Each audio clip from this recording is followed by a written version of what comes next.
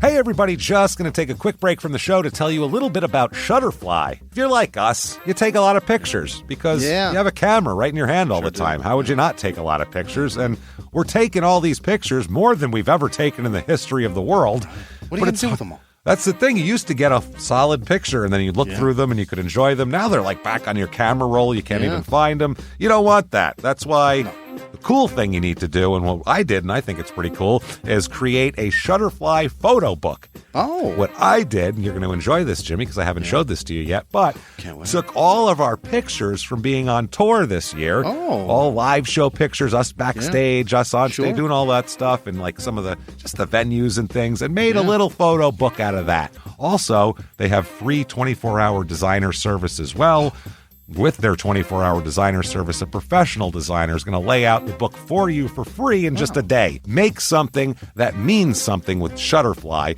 Enjoy 40% off orders over $29 with promo code SMALLTOWN. See site for promotional details. And now back to the show. Hey everybody, just going to take a quick break from the show to get you styled up with Stitch Fix. Shopping's hard. It's hard. With Stitch Fix, you get a stylist, though, who understands your style, your size, your budget, and they do all the shopping for you. Wow. This is excellent. Shopping, I'm telling you, shopping and figure out your style, it's overwhelming. Let somebody help you when it comes to getting dressed. We don't know what we're doing, so we let Stitch Fix help us out. A Stitch Fix stylist there.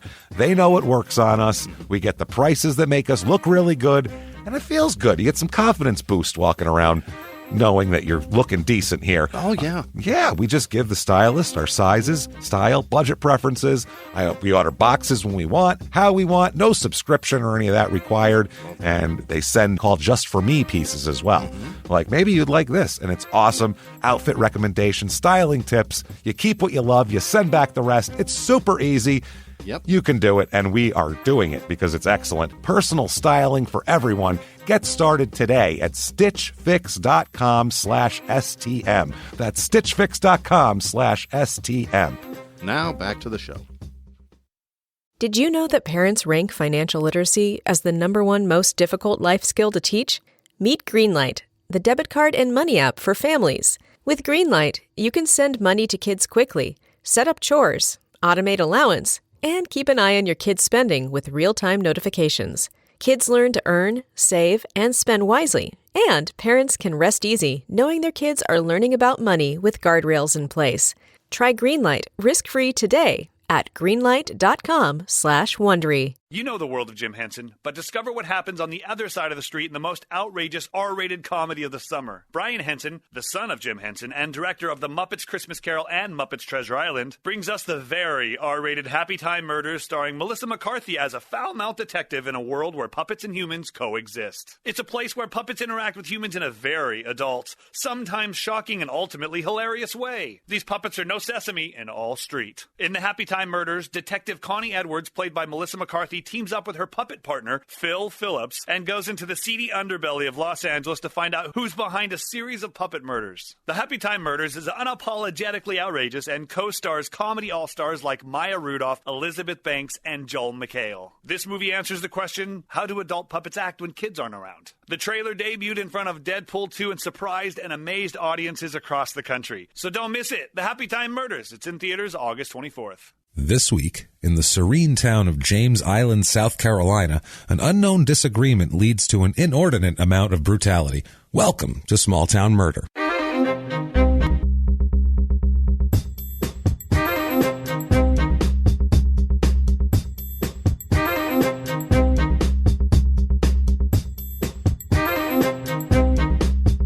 Hello, everybody, and welcome back to Small Town Murder. Yay! Oh, yay indeed, Jimmy. Yay indeed. My name is James Pietragallo. I'm here with my co-host. I am Jimmy Whisman. Thank you, folks, so much for joining us on another crazy, crazy week. Last week was wild. Yeah. If you guys remember the lesbian love triangle, which that's always going to be an adventure, and that's still fascinated by it. I'm fascinated by it, and I'm still stuck on the one 2 weeks ago with the kid, and there's still theories coming in about that, and we're still trying to kick that case around, and then we have to move on though. That's the thing. Every week, it's like it doesn't matter. Yeah. We need fresh fresh blood, I guess you could say. It's a bad way to put it as a cliche, but in this case, it is both figuratively and literally true. Gotta thank everyone for their iTunes reviews this week.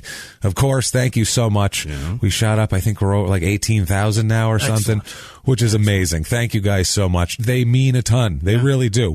When people look at us for outside things, they go, I don't know if their audience cares. And then they go, holy shit, that's great. Look at that. Their audience gives a shit. Their audience cares. So when you do that, you're telling the outside world, I care. Right. And that projects. So thank you guys so much. If you haven't done it yet, please go get on Apple Podcast or iTunes or whatever the hell it is and give us 5 stars. It really doesn't matter what you say because it's not for our ego. It's just for business purposes. We can't help it. We can't help it at all. Some of them are so sweet, though. I'm sure I could stroke my own ego to it. That'd be you're stroking something.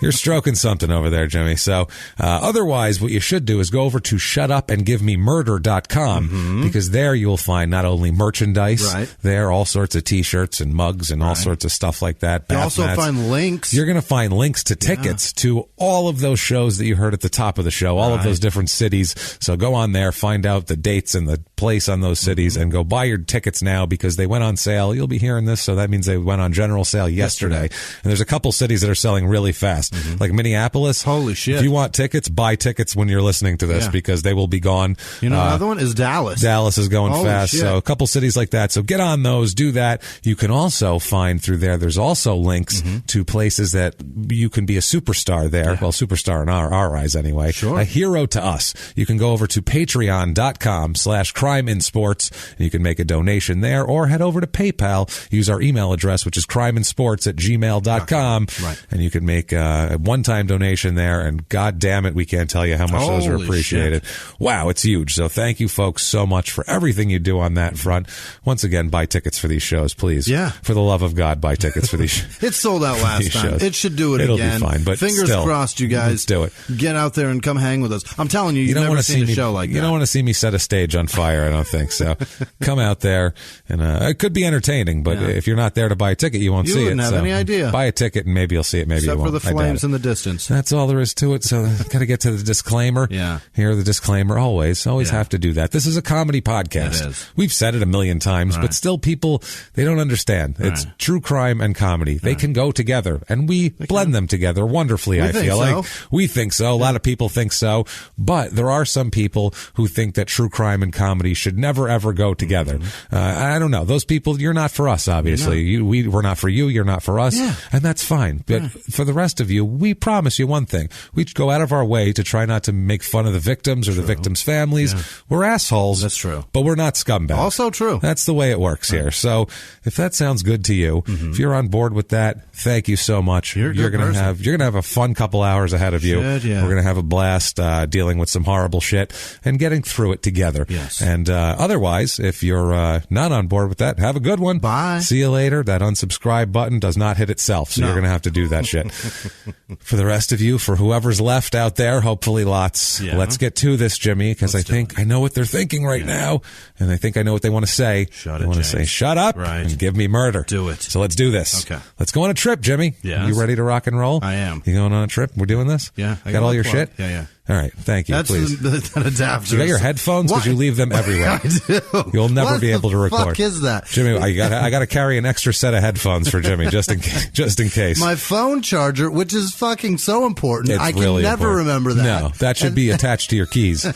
That's what they need, a phone charger that comes out of your keychain. I should have an asshole pocket. That's somewhere what you need, that I could That's perfect. reach up inside and just hang it. So ideally, you'd be a kangaroo, is what you're getting at. That'd be perfect. In my asshole. Well, for now. But if you had a pouch, that'd be easier. You could use your asshole for other things. That'd be nice. You know, like what I do with it all normally. Day long. Well, let's go on a trip. Jimmy's asshole aside. Okay. Let's go on a trip all the way to South Carolina. We're coming, obviously, not from South Carolina. We're going to go all the way to South Carolina. We're going all the way to James Island, South Carolina. James Island, South Carolina. You fucking egotistical. Yeah, son I did. Of a I bitch. said I want to lord over an island, and then I found out the history of the island, and I'm like, I don't want to be a white person in charge of anything on this fucking island anymore.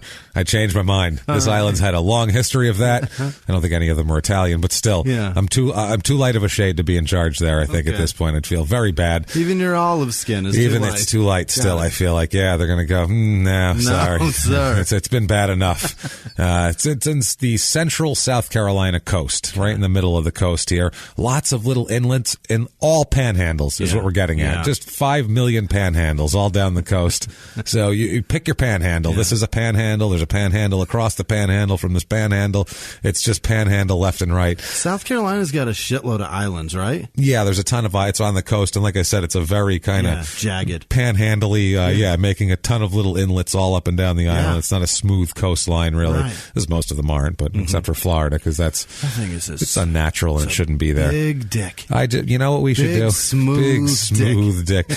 You know what we should do with that? Remember we were talking about in like the desert towns out west how they just put a big hose up and they're like making a lake now and it'll fill eventually. Let's just do that with Florida. We'll just fill it till it's covered over and then walk away from it. It's only like a foot deep. I mean, you just basically just grade the topsoil off and it's a lake. There's Mickey fucking Disney character heads floating by. That's all it's going to be. I'm going to be a happy guy. That's what I want there. Somebody just put a solid boot in the side of Epcot Center and let it roll on down the way. Yeah, that would be perfect. Wouldn't it be great? That would be amazing. We could track it around the world.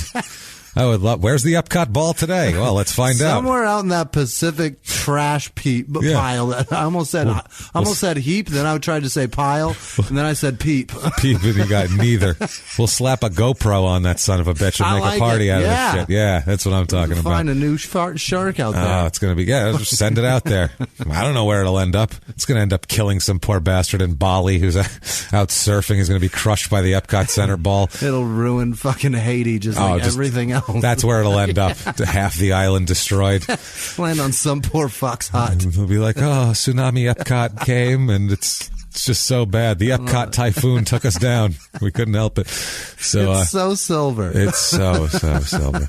So 2 hours to Savannah, Georgia here. About 2 hours to Myrtle Beach. Those are up and down the coast. North is Myrtle Beach. South is Savannah. 2 hours each way. About 5 hours to Atlanta. So if you live in James Island, you should get your ass in a car and drive and come see us live in Atlanta when we're there.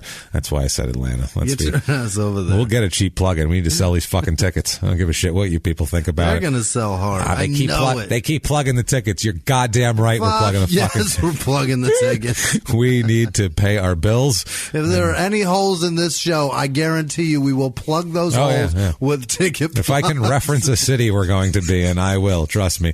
This is in Charleston County. Yeah. It's right outside Charleston, South Carolina. Charleston is mainland, and we're going to talk about it. This used to be part of Charleston, and boy, have they had some fucking battles over it to make it its own town because it's an island. There's a bunch of islands out there. Yeah. It's weird, but they fought over it. Really? Charleston did not want to let the son of a bitches go.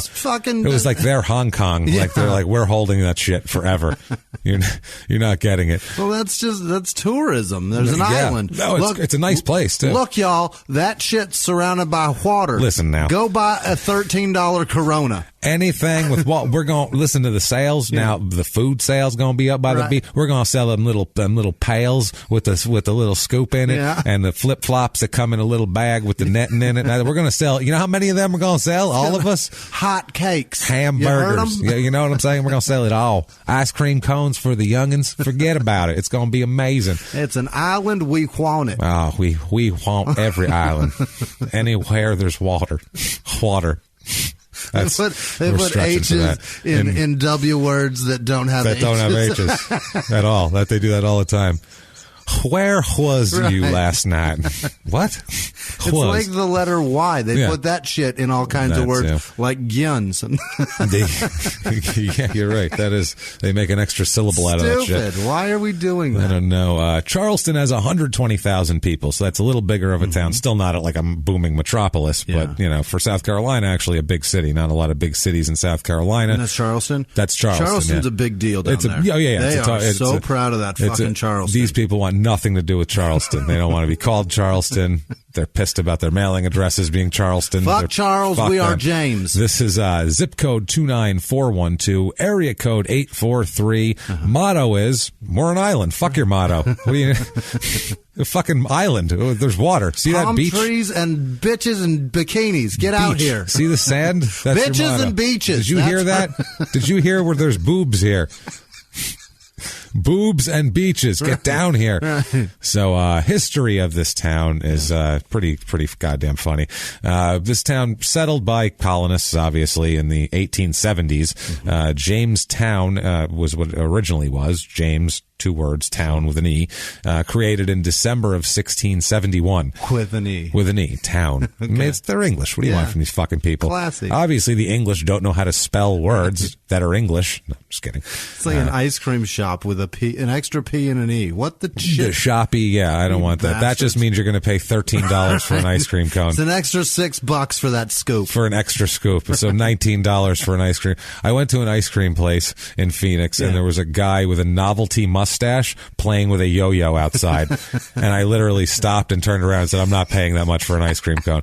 Any place with that asshole standing outside the door, eating an ice cream cone with one hand, happily, getting it in his stupid fucking Raleigh Fingers mustache, and dicking with a fuck. This was like a 40-year-old man, by the way. And dicking with not a child. I said, no, that ice cream cone cost him $16. And that fucking yo-yo was $59.50. Right. And he's happy to pay that because he's a douchebag. Like, that's a bargain. No, don't think so. He was eating like a weird flavor too. You could tell it was like black cherry or something. Like who gets that when they go out? That's what you're getting? Right. Like I get that that's not bad, but that's what you're getting when you go out, you asshole. Anyway, so Jamestown, created in 1671. It was populated with colonists from New York, which was with an E at the time, mind you. Really? New York started with an E also. They didn't like the northern winters. These were the nation's first Jewish people that didn't know they were Jewish. Yeah. They didn't like the winters, and they didn't like the taxes up there. They were like, the taxes are too high. Right. It's very cold up here. We're going down south. I don't care if they don't like us down there. We're Catholic Jews. We're heading down there. It's going. Or they were the first Italians down there. Because you know where my dad lives? Fucking South Carolina on the coast. Why? Because he hated the winters and the taxes were too fucking high. I swear to God. Exact same reason. That's amazing. It's for 400 years. It's been the exact same goddamn. Won't stop. No. Got 300 Somebody's years. moving today right now for those same two reasons. Like, fuck the second, every year, I feel like the second it dips below 50 degrees, shitloads of people pack the moving van. They're like, I've had it. Fuck this. The first time they have to scrape ice off their windshield, they're like, we're moving. It's over. We'll Zillow it when we get down there. We'll figure it out. Property taxes are $7,000 a year. We're leaving. Right. That's it. I think that's what my little brother pays. Like $6,000 or $7,000 a year in property taxes. It's like half the mortgage of a house here. It's insanity. Yeah, it's insanity. So that's way off the subject. But there's no existing. Basically, there's in 1685 there was a survey done, and the town doesn't show up there. Yeah. So it's not an official town, but people started hanging out there and camping out there, and it's a goddamn island. They were smart. Yeah. Who's going to go inland? Right. You know how hot it is in South Carolina? It's awful. The difference between an island in South Carolina and inland South Carolina, I don't even. Vast. It's like it's like Riverside and San Diego. Exactly. It's the same thing. You wouldn't believe those places are an hour apart from each other. You're like, why don't they just go there? Right. It's so much better. So much easier for them. Why are you there? It's so terrible. Is someone keeping you here? Right. Do you need help? Right. That's what I want to do. But people of Riverside, do you need help? Get the fuck out. Get the fuck out. People of Bakersfield's very similar. You're only an hour from L.A. They're a lost cause. Fuck them. They're so hopped up on meth. It's not even funny. You can't even. What's the point? That's real California. There's like grapes and shit growing out there in the middle of the field. And I don't want any part of that shit. I've said it a million times, but the people that move to California, you should have to be forced to live in Bakersfield or Riverside for minimum a year before you earn San Diego or L.A. That's the truth. Grapes or not, I don't want to be taken to the rape fields of fucking Bakersfield and No, not happening. So the first Italian Jewish settlers, they weren't. They were very, very obviously English and white. Right. Also here on the island in 1782, a guy named Tadeusz Kosciuszko, which is quite the fucking name. He was a colonel of the Continental Army. He led the last known armed action of the Revolutionary War against the British here. Oh. Also here, also the Continental Congress named Kosciuszko a brigadier general for his service to the north, and his all of his shit basically in the war fighting the British. General Cornwallis, they severely weakened the British that Cornwallis was commanding. Okay. So I don't know, whatever. And that was the last stand. That was the last stand of the British down here, and they were like, "It's fucking hot." I feel like mosquitoes started coming out, and they were like, "Let's get out of here. This is terrible." They already knew Florida was shit, and it's just down the way. They're like, "We don't need this. Fuck it, just let them have it." This is gross. So also all through the 1800s, malaria was a huge down here. Yeah. Just constant malaria, mosquitoes. It was the main cause of death for children in the 1800s in South Carolina. That was the number one cause of child death. Was fucking malaria. Unbelievable. That's how third world this shit used to be. Obviously, the whole world was. Back then, there was no cure for that. The planters would move their families to summer homes out near the beach, like Jamestown, like a place like that, or James Island here. They would leave the slaves behind on the plantations. Yeah, somebody's got to keep the shit running. Apparently, for some reason, the slaves weren't affected by malaria. I guess if you're like... first, second generation from somewhere else where you're having more of an immunity to it. I have no idea. They've been just exposed to it. Either that or they were just dropping dead and the people were like, they're fine. Everything's great. Half of them made it through the summer. The other half are sick and they're like, things look great here. Everybody fine. Probably just didn't report that they died. Yeah, that's buried them and be like, I don't know, he ran off. Do you see why I don't want to be in charge of this place? This is what I'm talking about. The planter families would return about mid-October, like first frost. They'd come like, okay, the mosquitoes are dead. That's how dainty these fucking white people were down there. They're like first sign of an airborne insect, and they're like, "We'll go. We need to go." Mid 1800s is when cotton was. This island, it took it over. Everyone was growing cotton. The cotton gin obviously made this, cotton became more profitable. They brought them, the seeds were brought here in 1786. But the problem was the timber, all the trees on this island were completely removed. So they just knocked everything down to put plantations down. Yeah. So they had huge dust storms and they had to abandon, the plantation homes because they just made a dust bowl of themselves because they didn't know that's surrounded by water. That's surrounded. You made a dust surrounded. You've made hell on earth, you fucking idiots. You've taken paradise and made pure hell. Right. People being forced labor and dust. You've created this is biblical shit. You've created horrible circumstances. You created Adam Duritz's song in person, the paving paradise, and putting up a parking lot. That's what you did. Meanwhile, you don't have asphalt yet, so it's just dirt. It's all it is. It's dust and shit. But the land at that point, it kind of took everything off. So then they started doing Sea Island cotton. They've started growing that, which was a finer grade of cotton than the regular cotton that the seeds came from the Bahamas. At least that's how they're going to sell it. Apparently it's a better cotton. It's a more higher quality. I guess it's like an Egyptian cotton type thing.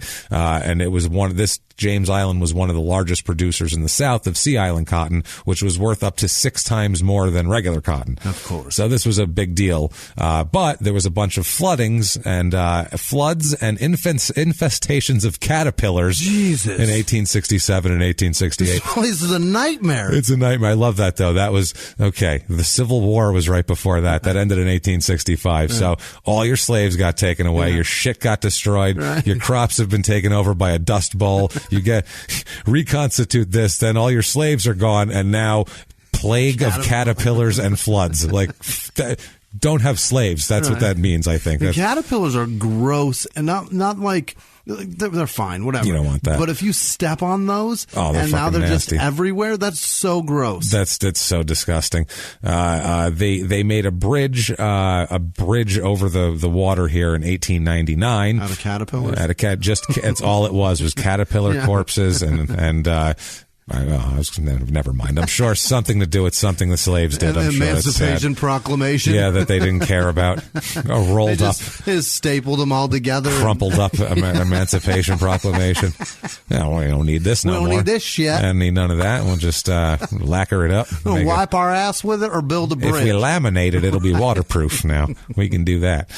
So the cotton industry was dying at that point, and then the bridge came over. Cars were there. They were the bridges were made of mud and oyster shells a lot of the times, which is true? How you want to build a bridge out of mud and oysters. That's true. That's before the cars came. And then they were like, maybe we should build a better bridge. But they didn't make a concrete bridge until 1956. I want to see a mud and oyster shell bridge. I think they just raised a mud bank like a bunch of beavers. I think they basically pretended they were beavers and we'll just put a bunch of shit up here, put some mud on top, and everybody just drive across it. Do you just take the shells right over the water, put mud in between them, and just kind of shellac them together? I assume they put mud and stacked and then crushed oyster shells as a road, probably like a cobblestone. Now I'm thing. in. I'm still not in. Don't get me wrong. I'm not riding across. I'm not enthusiastic about this endeavor in the fucking slightest. But let's be realistic here. But I understand. Yeah, it's one of those things. So then after this, they started people still tried to farm the land. They grew potatoes and shit like that after they couldn't grow cotton anymore. Then there was this place is just hell on earth. A boll weevil invasion beginning in 1910. See, but how does that get there? Well, it was caterpillars before that. Now it's these things. It was floods. But see, it was caterpillars the north. It was fucking everything on water. A boll weevil goes down into the ground. So that shit was on somebody's truck. Somebody brought that in there. Yeah, somebody brought that shit in there across the mud bridge. Yeah, across mud and shell bridge. Rolled up into town and infested the whole fucking place. Boll weevil. So this began in 1910 and destroyed the last of the sea island cotton. Jesus. Destroyed that. By 1922, that was completely dead, and the island was no longer farmland. It just couldn't fucking... It was just destroyed. They couldn't sustain it because the white people are too dumb. They fucked it up themselves multiple times, and then nature took over and also fucked them in the ass. So they've done themselves no favors, and they've received none. So that's how it goes. And praise white people. But that's all it was. It's ridiculous. So it was a semi-rural area then. They don't like here too. This place, they consider themselves a small town. Yeah. They don't, even though Charleston is right there. Right. They still, that this is a small town, and then they don't, Charleston's not part of us, and fuck Charleston. It's like Chicago. We live in Chicago, we work in Chicago, we eat in Chicago, we root for all the teams, but I fucking hate Chicago. Like the suburb of Chicago last week. That's how I feel. And everybody tweeted at us going, that's exactly how it is. I'm like, fucking I know. Trust me. My in-laws are from suburban Chicago. They fucking hate Chicago. It's funny. They like it, but hate it. So, these people here they tried to get away from Charleston here. On, January 8th, 1993, they incorporated. They elected a mayor. They did all that shit. So Charleston filed a lawsuit saying that parts of the town were not all together. They were separated by a salt marsh, and they said that the salt marsh was already incorporated. It's insane. They're arguing over a fucking salt marsh. So the city of Charleston wins, and then the town appealed, and then the Supreme Court ruled against the town in 97. So then they did it again. The South Carolina legislature changed their laws, so then they incorporated again, and then it's insane. They were fighting over an already annexed salt marsh. Who gives a shit? Exactly. That's what I said. Sahara Desert fart fact of the fucking week. Anyway, this shit went back and forth. Why are they doing this? Dude, this shit went back and forth until 2008. Get the fuck out of here. They elected 4 mayors, and then they got kicked out of the office because then they weren't a town anymore, and so they filed another thing, and then they were a town again, and then they weren't. It's fucking ridiculous. So after 5 times, finally Charleston lost a lawsuit, and the Supreme Court ruled against the town of James Island in June 2011, and then they reincorporated in 2012. Anyway, 2014, Charleston finally gave up. After all this time, 21 years of fighting over this horse shit, they finally said, fuck these people, let them have their fucking town. God damn it. It's about the time that Hootie became big in country music, too, so they probably were like, fuck it, we got Hootie. Who cares? Let them have just, the beach. They can have the... Fine. We got Hootie from the Blowfish. Let them have their fucking beach. They're good. Now, I don't know about that Hootie, but them Blowfish are good. Them boys are good. They can play. So people from this town, Stephen Colbert spent a good amount of time in this town. Really? At least that's what they advertise. He spent some of his childhood on James Island and attended the elementary school near there. And he talks about Charleston a lot, actually. I've heard him say that. So he's familiar with the area. Roddy White, the Falcons wide receiver, is also. Is that right? Yeah, he's from here also. He's from the island? He's from the island. How yes, he is, apparently. And apparently George Gershwin is buried here. Who the fuck is that? The composer. I don't know who. Gershwin. No. You don't know who fucking Gershwin is? Fucking, do I look like I know who Gershwin is? You are almost 40 years old. I'm sorry. As at this shocked point, as you are that I don't know who he is, I'm even more shocked that you think that I would know the fuck that just is. The small amount of culture that would leak into your brain just on references from dumber things. I thought you'd be like watching a sitcom from the 80s and they would reference Gershwin and maybe you fell asleep with an episode of Frasier on one time and he was mentioned. I'm not sure. It's possible, but at this particular moment, I'm not pulling shit out of this dumb head. That's that fucking has anything wonderful. To do with whatever the fuck Gershwin That is. makes me so what happy. What did he compose? Lots of shit. Let's move on. Let's just move on. I'm going to say things and you're going to go, never heard of it. And then what? I think we've got the bit down with just the one. Oh, God. What year is he from? A long time ago. Okay. Dead. He's dead. No, he's not that long ago, actually. 1800s? No. We're moving on. Population of this town. I'm going to Google this. I was going to say, you need to, this is what I'm doing. I'm not going to give you the information. I'm going to leave you curious and then you're going to read it on your own. This is how I'm going to teach Jimmy to learn. This is going to be good. Yeah, because otherwise you're just going to drop nuggets of Gershwin into this fucking thing. I'm teaching a man to fish right here. This is what I'm doing. I am teaching a man to fish. Jimmy, let me show you how to tie up that lure, buddy. You can do this well. It's no problem. Okay. So, people in this town, population's 11,789. So not that big, but for a tiny island, a lot.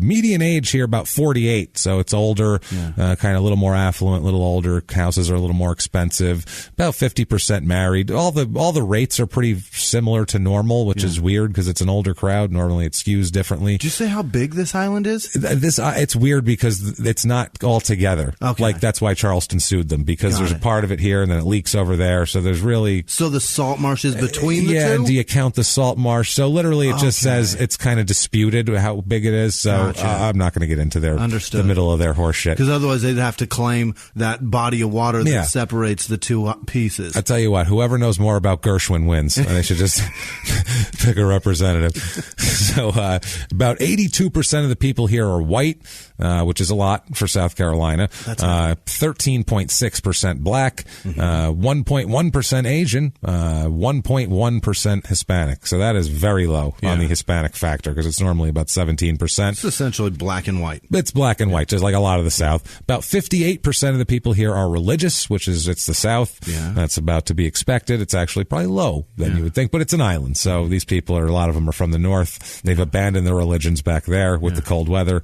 and their shovels.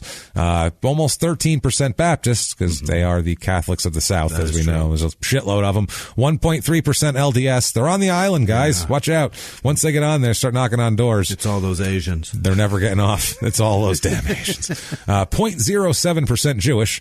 That's fleeing from the North, and 0.03% Islam. So not a lot there.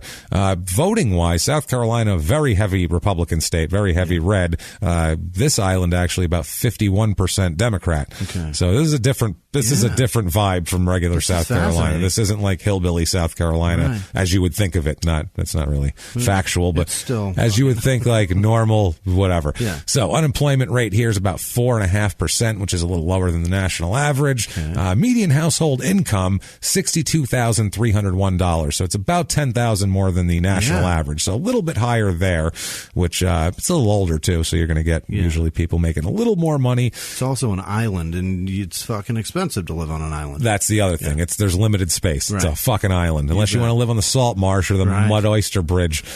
Pony up, asshole. So retail trade is kind of the big job here because there's a lot of tourists and a lot of people coming, a little more healthcare jobs because of the older crowd.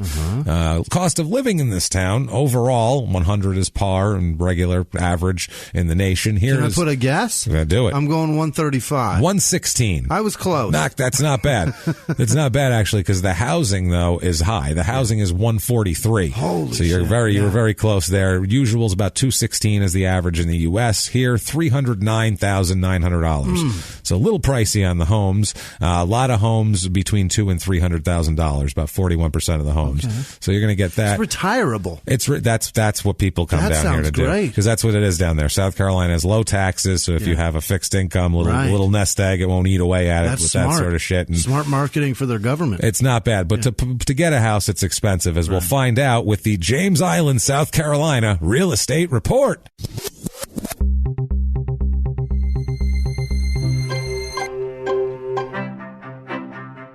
Two-bedroom apartment in this town, or two-bedroom home, whatever it is here, that was going for about $1,560. Okay. So that's, that's a little steep. It's a little steep. It's a little higher than the average, but that's an island. What do you want? I found a 3-bedroom, 3-bath home. It is 1,500 square feet. Looks fine. Yeah. Nothing special about it, but it's a nice little house. $329,900. Okay. That's kind of built sturdy, though. It's built sturdy for the hurricane. Exactly. It's going to stand. It's going to stand up to some shit. Also, a 3-bedroom, 2-bath, 1,740 square foot house for $335,000. That's kind of both in that ballpark. They're different style homes. Check them out there. I'm like a fucking real estate agent now. I put together a couple different options here. We have more of a beachy one, and then here, this is more of an inland. If you all like to sleep together, we got these 3 bedrooms on the same side of the house. You're going to like that. Right. So I found a 5-bedroom, 3.5 bath, 4,000 square foot brick, really nice old school southern fucking house. Slaves died here. Oh boy, there are slave ghosts included in this property. That is in the price of $1,080,000. Wow, little pricey. Yeah, little pricey. Nice house though. Slave ghosts, be careful. I'd love to see that house. It's not bad. Yeah, it's not bad. Things to do in this town. Main thing to do here that they love is the Holiday Festival of Lights. They're super into this shit. They always are. Opens November 9th, goes to January 1st. Rain or shine, every evening. They don't give a fuck. They will turn those lights on. It's a driving tour, and they invite you to park your car and explore. Ooh, a magnificent sculpture made from over 50 tons of sand. Kids forbidden. Well, that's what that's once again, kids under 18. Park your cars and explore. You know what we mean. Entertainment is blue, it just says. It's real old school.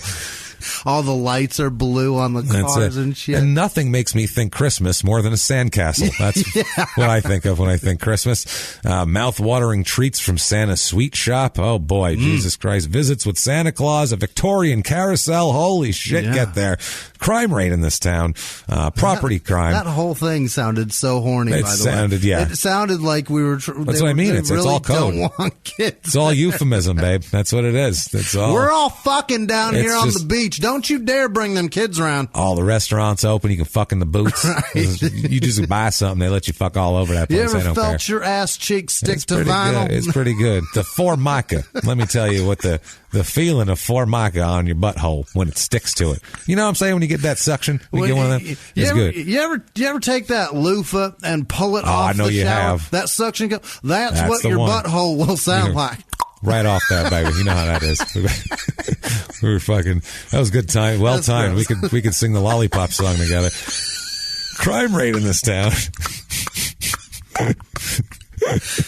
Okay. Property crime is slightly lower than average. So that's a small place. Where are you going to go with people's shit? Yeah. You're going to go 10 feet over there. Right. I see you have my shit. Violent crime, murder, rape, robbery, assault, the Mount Rushmore of crime, is slightly higher than average. Yeah. So they're frustrated that they can't kill you or they can't rob you, so they will murder you where you sleep. So be careful about that. Watch out for that one. Otherwise, they have to haul ass over that mud and oyster bridge. Oh, God. And Christ knows if that thing's sturdy enough. You slipping off the side of it. Just kill the witness. Just going down in the water. You just kill anybody that's seen you. Just kill everybody if you can. It's an island. There ain't that many people. I don't know. So let's talk about some murder here, if we can.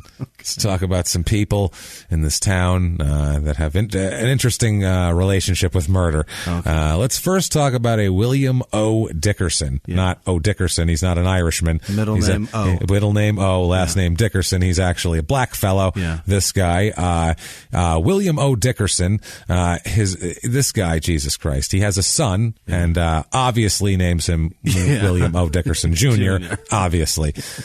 Clearly. So, as you might know or may not know, if you have not listened to Crime and Sports, inordinate amount of people in Crime and Sports have either are juniors or named their fucking kids junior. We don't know what it is, but it's like crime 80 follows it. It's 80% of it. So we've told everybody, do not name your kid Junior. You can name him your first name, that's fine, but don't junior him up. No. Don't give him a number. Don't slap a second on it and thinking you're going to fucking fool the system that way either. The world can tell, the universe knows, and you will be, trust me. The rules don't just get bucked. No. They apply. They apply, and your child will be in prison someday, so you want to avoid that. Or you will. And William O. Dickerson has a long history of crime, both violent and non-violent. He's hitting both the stats for this town. He's really working it, which is impressive. He's driving them up. He's driving up numbers. Yeah. He's like a guy in a basketball game where you go, that guy's filling up the box score. He's got rebounds. He's got assists, points. He's really working it over here. Got himself a petty larceny. Oh, look at that. Well, he got more than that in 1996 when he stabbed a man to death. Holy shit. This William O. Dickerson Sr. Self-defense? No, unless, well, I mean, it might have been self-defense. Okay. The court called it murder. Unfortunately for him. I'm sure his defense was self. He might have said it was self-defense. The jury disagreed, unfortunately for him, and they declared it murder. Okay. And then sentenced him to life in prison. So holy shit. I hope it wasn't self-defense. Let's good put night, it that everybody. way. Great show. Have a good one, everybody.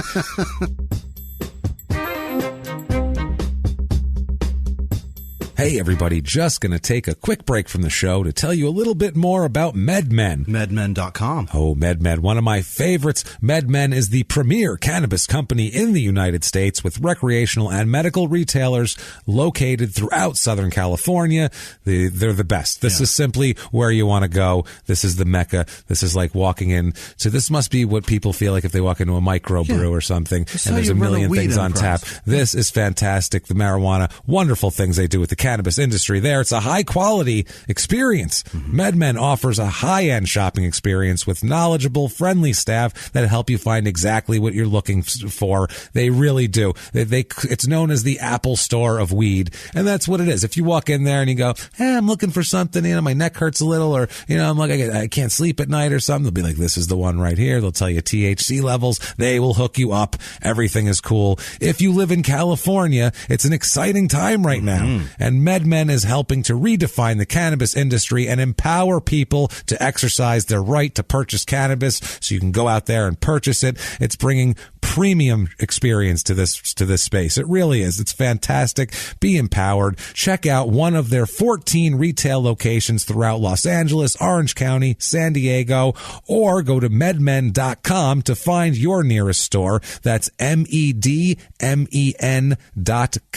Medmen.com. Find your store. The best part about this, exclusively for you guys, our listeners, you visit any MedMen location and mention the Small Town Murder Podcast at checkout for $10 off your order. Limit one per customer. Terms and conditions may apply. Check out MedMen today. MedMen.com. Find your nearest store and go mention our podcast and get $10 off your order. And now back to the show.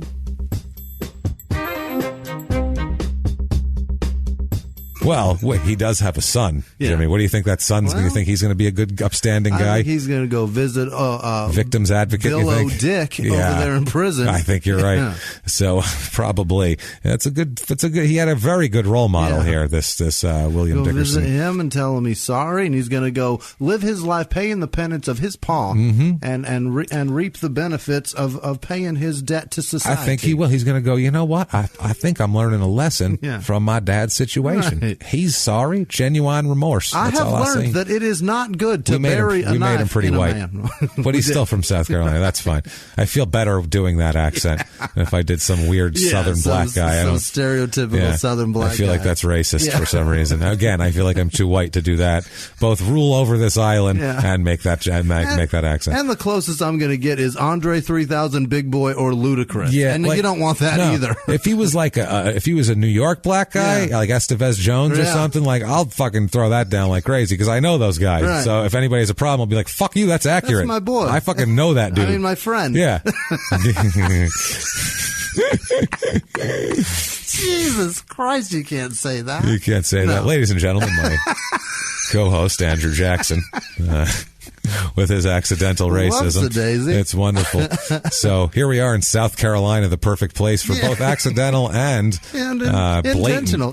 Blatant racism. So both overt and not. So Dickerson Sr. here stabs a man to death, is sentenced to life in 1996 down there. He ends up in the Lieber Correctional Institution where he dies in 2001. Well, I'm glad we knew him. While serving a sentence of life for murder. So this is Dickerson Jr.'s role model, which is, it's not the best, I would say. Dad is a criminal his whole life, lifelong criminal who dies in prison after stabbing a man to death. Okay. Had 5 years, though, to really soak it in and see him in prison. And really learned his lesson. Take in that environment for later date, so it'll feel good for him. It's just a fucking mess here. So Dickerson Jr. was born in 1977. This guy, just arrest record out the ass. He's pretty much just, it follows in the line of his dad. He did not have a good upbringing. And we'll hear later from some of the members of his family talking about exactly kind of what kind of shitty upbringing he had and possible kind of mental defects and things like that. There's another problem with him, though. This is the main problem because a lot of people had shitty upbringings. We had shitty upbringings. You had terrible upbringing. The way world goes. It happens. People have shitty upbringings. You overcome that. But, he had obviously a leg up with his dad being a violent criminal. And who knows what his dad did to him when he was a kid to cause him to be super violent and all that sort of shit. I'm sure he was super loving. So I'm sure he came home gentle as a church mouse. I'm sure he was like the Iceman, like Luklinski, when they were like, he was the sweetest guy in the world. He was so gentle. I'm sure that's just what he was like. Killed a man and came home and built a fucking wagon. Will built a dollhouse, actually. I like how the dollhouse triggered it. He's so frustrated. He's like, I got to go talk to that fucking guy. Goddamn dollhouse. Which I've been there. If I had a man to kill when I built a Barbie dollhouse for my daughter when she was 5, I would have murdered him. Some Lego set with your son. Oh, my God. Those are a fucking nightmare. I literally just go, I can't do it because he gets pissed off at me. Because he's, he's like a savant with this shit, and he does it like at hyper speed. Like it looks like he's in fast forward.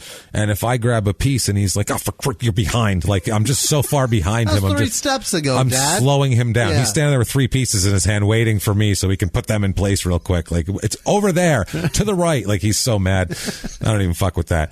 With dollhouses, they'll make you kill a man in a car on Christmas Eve. You put an elevator in one of those things before? Oh. The screws for it. First of all. No, Jimmy. Fuck you, Barbie. I'm having flashbacks. Barbie, you twat. You fucking asshole. And Barbie's so goddamn tall that the shit has to be huge, too. It's got to be 3 fucking floors. She's got to have a bathtub and a fucking media room.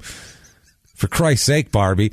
She had that huge elevator with the rope thing. And that thing was ridiculous, it's absurd. Man. It's the dumbest thing. My daughter enjoyed it, though. Skipper should have had a house. I could have built that fucking thing. That'd be half the size. Yeah, that's the thing. Fucking Skipper. We didn't have that. We had, when we were kids, what did we have? G.I. Joe, and all the shit was put together. It was put together. It was a truck that came. He-Man. You got Castle Grayskull. You plopped it down on the table. There's Castle Grayskull. All the shit came together. Pow. You might have to snap the door into place or something, but outside of that, what do we have? Wrestling figures? There. They came together. You throw them on the floor, and there's a ring, and you plop that down. Little holes in them. You put your fingers in them and fight them. Oh, those were fun. The thumb wrestlers? Yeah, they were good. Great. Those were fucking terrific. Fucking, where's the parts for that? None, goddammit. You know why? Because boys are simple. That's what it is. Girls, you complicated fucking mess. I put together... I can't say that. I've put together terrible things for my son, too. But girls have... It is more complicated. Yeah, well... Girl toys are always more complicated. Boys' toys are only complicated when you get them something that, like, is it's electronic fucking spoiling them. Some sort of like the robots and shit. Those or like some sort of athletic thing. Like, I got you a basketball hoop. Yeah. Fuck. Now I have to put together a basketball hoop. Shit. Where's my fucking socket? Shit. God damn it. Well, you know what? I kind of like your sister better. I never had to get a socket out to put a fucking Barbie house together. I never had to dig a post hole and fill it with cement. So this is and then is you forget digging that post hole and setting that post and putting that cement in there. That keeps him occupied for fucking hours. Oh yeah, because then they have to wait. One day of building a Barbie house, and then she plays it for an hour, and then she's like, fuck it, I hate it. Right. And she sets it up, though. And then that basketball hoop's there until the basketball hoop falls off, and now you've just got a post there until he moves the fuck out. Until it rusts off the backboard. Right. So Dickerson here, his hoop long rusted off of his backboard. Yeah. He has quite the arrest record, like we said, just like his dad. In 1998, he is convicted for assault with intent to kill. Oh my God. Which is not a great thing. And he's also spends a little time in prison with his dad, which is really sweet, I gotta say. That's what you want to see there. Yeah. You want to see fathers and sons bonding together over violent crime. I feel like if it's got to be anything, whether it be a baseball game or say a stabbing or a murder or he tried. See, the problem is Dickerson Jr., he didn't get the job done. Right. It was assault with intent to kill. The dad was like, I stabbed that motherfucker to death. Dad's see the difference? Real impressed with him. See the difference how that works here? You fuck up. You fucking asshole. I knew you were worthless. Worthless. Fucking useless. I'm glad I left. Yeah. You know what? I'm right. I was right to leave when you were 6 months old. I could tell. I could see it in your eyes. So long. I could see it in your eyes. Piece of shit. So, Dickerson Jr. here, this poor guy, well, he's not a poor guy, but when he was a kid, he was a poor guy. I feel bad for him. But now he's an unfortunate soul. Yeah. By 2006, he's gone from poor guy to just kind of an asshole. Yeah. He's almost 30 years old, and he's just been in and out of prison for violent crime. Now he's just a dickhead. And now he's got now you got to try to live a life after that. Yeah, circumstances don't matter at that point. At that point, once you're 30, when you're 18, when you're 19, even when you're 21, if you haven't done much and that happens, I mean, you look at someone and you go, fuck, man, they never had a chance. Yeah. Maybe if they had a reset, whatever. But when someone's 30 and they just have been doing this, they're probably just shitty. Probably just a shitbag. Probably shit people. Right. And we've talked about people like this pretty much. Well, it's like half the episodes. Half the episodes, like a lifelong criminal's an asshole. Yeah. Sometimes a lifelong criminal gets killed. You never know that. Yeah. Sometimes it's like an accountant with 3 kids and everything's fine and they just snap and go crazy. Lose their mind. Like that Burlingame, Kansas, that guy. Like, let me slaughter my whole family on Thanksgiving. Is that the guy in the trailer park? No, that was the one in... No, that's kind of Jesus Christ, Jimmy. That's like 38 of these episodes. Trailer parks are the junior of small town murder. Truly. That's what they are. Yeah. There's as many trailer parks. That should be part of the drinking game. Right. If it's in a trailer, have 2 shots. 2 of them. 2. And sit back and get comfortable because you're going to have more. No shit. So he's in and out of prison. He gets out for the assault with intent to kill in the early 2000s, and then he's back in and out of prison again and again and again. He comes in, he's out for a few months, he goes back in. That's his whole adult life. This Dickerson Jr. That's the system. That's the system, yeah. And especially for this guy, I meant to say too, like I said, he's had all these things leading up to it, and you go, fuck, there's, a bad childhood, and he spent time with his dad in prison, and he's had all of these problems. Also, I failed to mention, really, really into coke and crack. Oh boy, loves crack a lot, to the point where he goes on a crack psychosis. Yeah. Like he's. He'd rather have coke. He'd rather have coke, but I feel like, well, at this point, it's only crack's gonna. He can't afford the coke. Well, the coke's not going to cut it anymore either. He needs the rush of the crack. The coke isn't going to do it anymore. He's like, no. I need to smoke this out of a tiny. I need a flamethrower, not even one of the light torches. Bulb and a torch. This is going to work. So that's another acetylene bottle. Yeah. Well, when you mix all of these things, the shitty childhood, the history of violence, and then a crack addiction on top of it, you are talking not a stable mental person and probably a dangerous person, Absolutely. I would say. Somehow he has some sort of life here. He has a girlfriend. What? As of 2006, he has a girlfriend. He's living at an apartment complex with some of his relatives after he gets out of prison in late 2005. So I think it's like October 2005. 2005, he gets out of prison, and he needs to have a residence to report for parole and all that shit. So he moves in with his relatives here on James Island, South Carolina. So he has a friend of his, a guy named Gerard Roper. Now, these guys have known each other forever. Yeah. Apparently, they've known each other since like early childhood, elementary school. They've always been friends, and at points in time, they've been like best friends at different points in time. You know, you go through like friends, you hang out with this guy every day, hang out with this guy. Kind of that sort of thing. Gerard a pretty good dude? We don't know really, but there's hints of he's a kid. I mean, not even a kid. These people are 30 years old, so I shouldn't even say he's a kid. But adults. they're kind of rudderless, I would say. I mean, I don't know about Gerard's. We never do hear about his criminal history, but he I don't know if any at all, obviously. But they're just kind of. I mean, they like to play video games and dick off, and they do drugs here and there. But I mean, they're just a little. If they were 10 years younger, you'd go, I don't know, whatever. They'll find their way. They'll find their way, but they're 30, and it's like they haven't found their way. They're still working on it. It's taken a while. Somebody's compass is broken. That's the problem. Yeah, he's just floating across the salt marsh, fucking wandering through. So this is since childhood. On March 6th, 2006. Now, like we said, Dickerson's living with relatives in an apartment complex there on James Island. This morning, Roper goes over to his friend Ben Drayton's house. He goes over there to play video games. So it's a morning, and this guy's a 30-year-old guy going to play video games at his friend's house in the morning, which this isn't Where's like your job, motherfucker. Yeah, this isn't like, hey, it's been a long day, come over tonight, we'll have a couple beers and play some Madden. That's not what's happening here. Not just one dude wears your job. No. How about both of you? Everybody do something with your life here. It could line up that this is both their day off. You never know. This could be Sunday. Give them the benefit of the doubt. Yeah, okay, fine. Maybe they work at night. Probably not. You don't know that, Jimmy. You don't know what's happening. Maybe it's night shift. They just got off of work. And, oh, boy, you can't go to sleep right when you get home from work. All you can do is play video games. We just stocked the shit out of that Walmart. Oh, dude, I put everything on those shelves, man. Dude, there's so many tampons. It's fucking awesome. Bags of dog food I threw tonight. I'm exhausted. That Old Roy or whatever that horse shit is they sell. Roddy just got drafted. Let's go play the Falcons. Shit, that's better. So Dickerson goes over to Ben Drayton's house. They're playing video games. Around the same time, they hang out for a little while, play some video games. Dickerson or Roper? Roper's not here yet. Okay. There's just Roper's a good friend of his that we've talked about. Okay. The only people here now are Ben Drayton and Dickerson. I'm on board. Okay, so Willie Dix and Ben Drayton. Okay, now Willie Dix I think that's what we're going to call him. Billy O. Dix. Billy O. Dix. So Billy O. Dix here. He also goes after that to his friend Antonio Nelson's house, and he asks for a ride to his brother's house. His brother's name is Armand Dickerson, but he's better known as Bubba. Yeah. He goes by Bubba Dickerson. Not related? No. Bubba Dickerson, you better play offensive line or I'm going to be real fucking disappointed in you. Put it that way. But Armand Dickerson's house he's going to, that's his half-brother, I believe. Okay. So Billy O. Dix asking Antonio Nelson for a ride to Bubba's house. Got it. Bubba Dick's house. Jesus, there's so many people. So many people. Yeah. Do we have everybody straight? Okay. Roper not involved yet. From Draper's house. From Drayton's house. Okay. Draper. What? No, he stopped at Drayton's house, played some... Don Draper is not involved in this. So we do make a lot of Mad Men references, too. That's funny. We get called out for all the Wire references, but there's really a lot of Mad Men references as well. Mad Men, fucking Deadwood. Mad Men, Deadwood, Great Outdoors. It's a lot. Uncle Buck comes up quite a bit. It's a lot. It's a lot. It's just too much.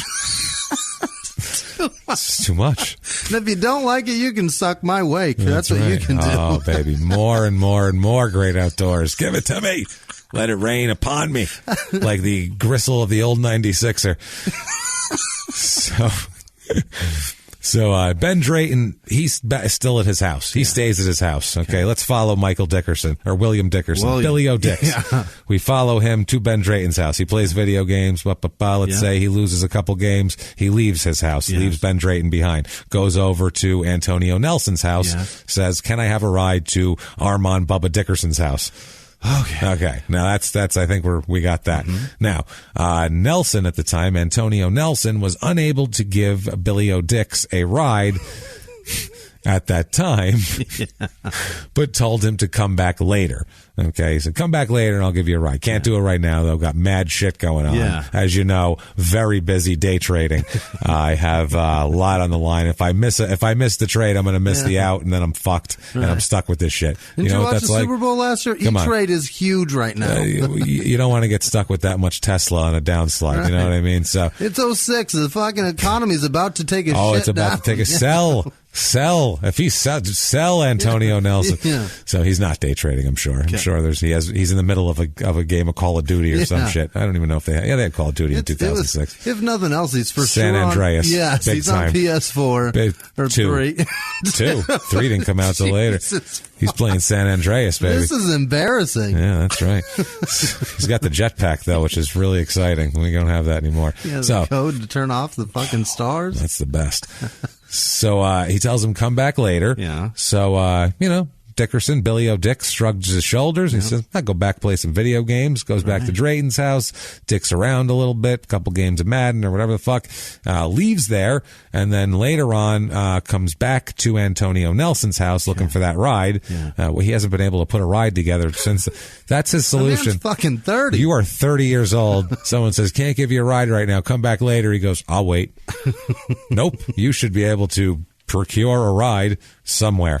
You should either be able to afford to have someone to drive you if you can't, or have a car, or a friend that's willing to, or one of those relatives you live with, somebody. Where was Uber? God damn it. That's true. Not out yet. Well, the problem with Uber, and we'll find out what Uber drivers won't go through a fucking drive-through. They won't get a medium fry.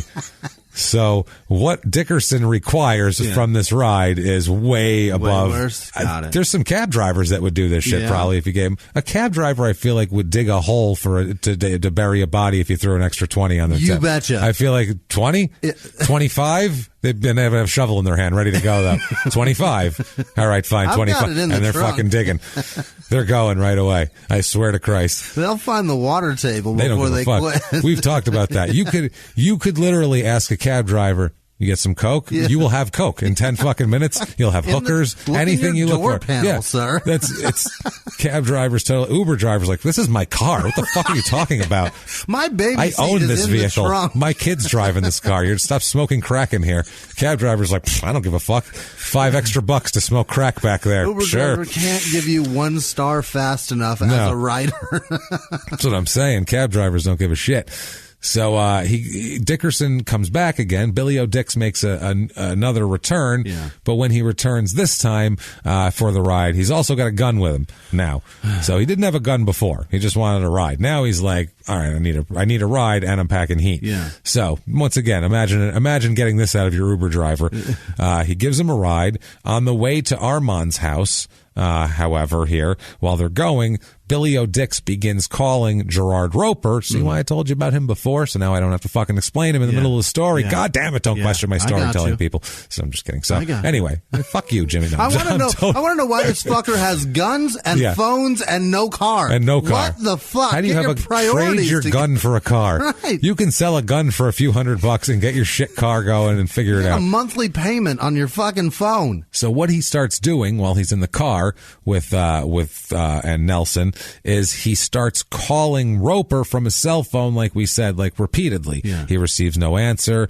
So now, out of nowhere, Dickerson asks Antonio Nelson, hey, can we make a stop at Drayton's house, the guy he was at playing video games to begin with early in the morning, so he could, quote, get some money. So I don't know if Drayton owes him money or what the fucking deal is, but he's got a gun. So if someone has money and he wants it, he's gonna quote get it. I feel like when someone says, "What are you doing to get some money?" That could mean anything. It really could. He could be reporting for a shift at a job. He could be selling clean pee. He could be selling clean pee. He could be robbing an elderly man. Maybe a stool sample. He could be learning how to counterfeit. We have no idea. Getting some money, very fucking vague. So they get to Drayton's house.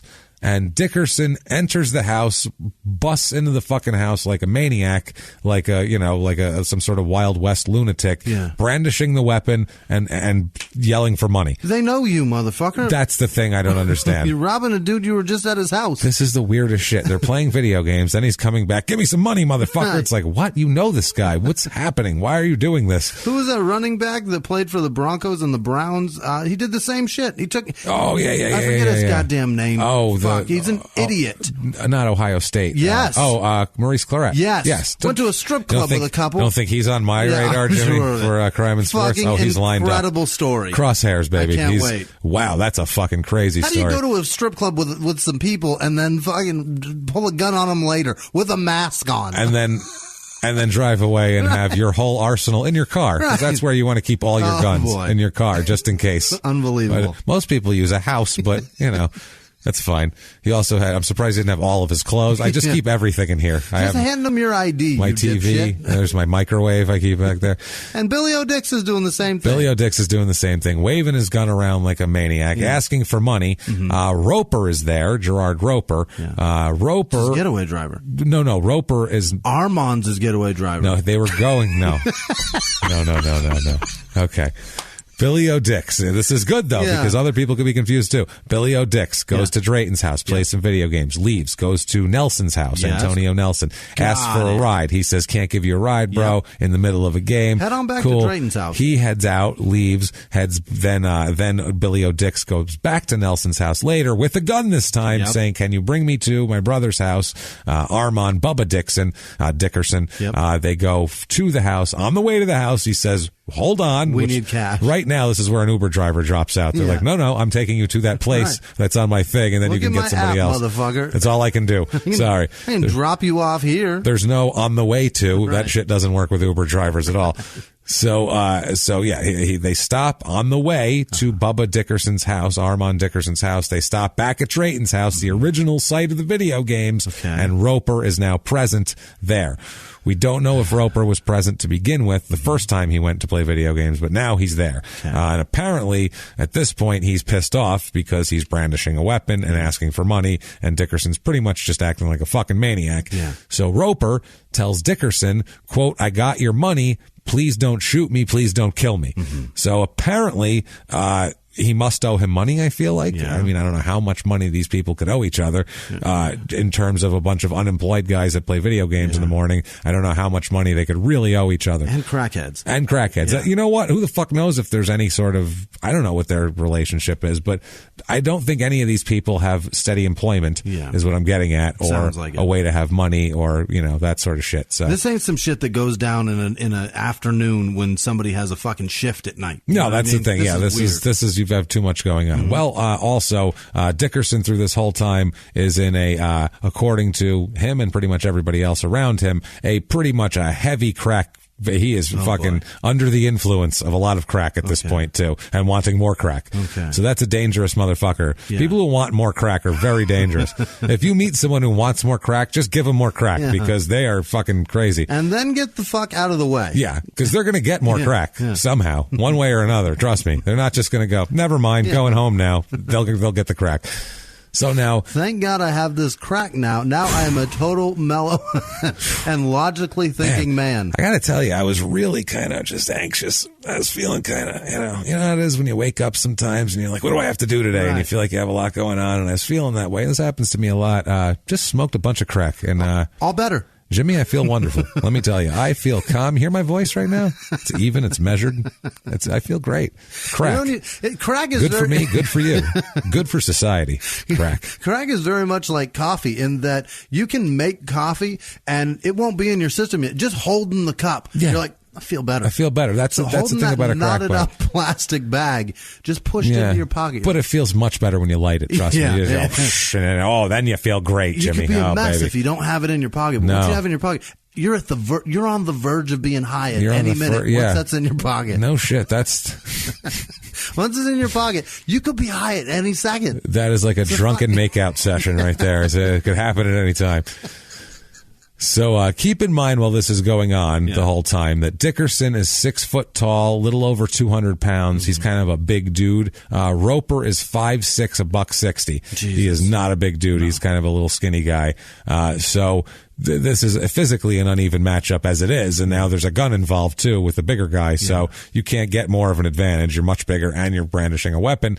He gets into there. Now what he does is he ends up pulling this Roper out of the apartment and dragging him to the car. Okay. So he kidnaps him at this point. Now we've got a kidnap. He dragged a man out at gunpoint and is taking him forcefully to another location. This is already life in prison. He's already gone too far. I would say as soon as you kick a door open with a gun and say, "Give me money, motherfuckers," you've gone too far at that point. But once you steal someone, then you're really over the edge. So now neighbors too said they never heard screams or cries or anything like that coming out. So I don't know if he held the gun to his head, told him to shut the fuck up. Like in the movies, I have no idea. Make a sound, I'll kill you. Make a sound, something. And this guy was scared, so he was begging for his life.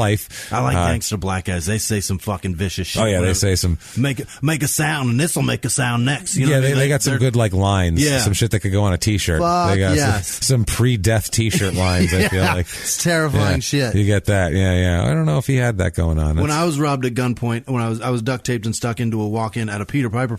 It's a pizza place. When they were walking me, they like to call it that.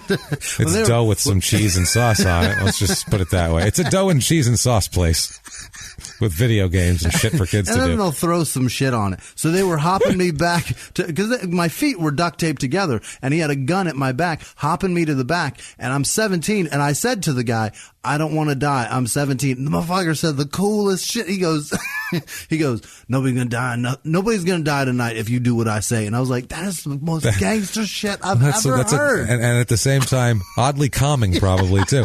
I was like, "Look, I'm hopping, man. What more do you want from me?" This is why you lived. I am such an asshole. I would have so fucking argued and been like, "Why did you duct tape me before you wanted me to walk there?"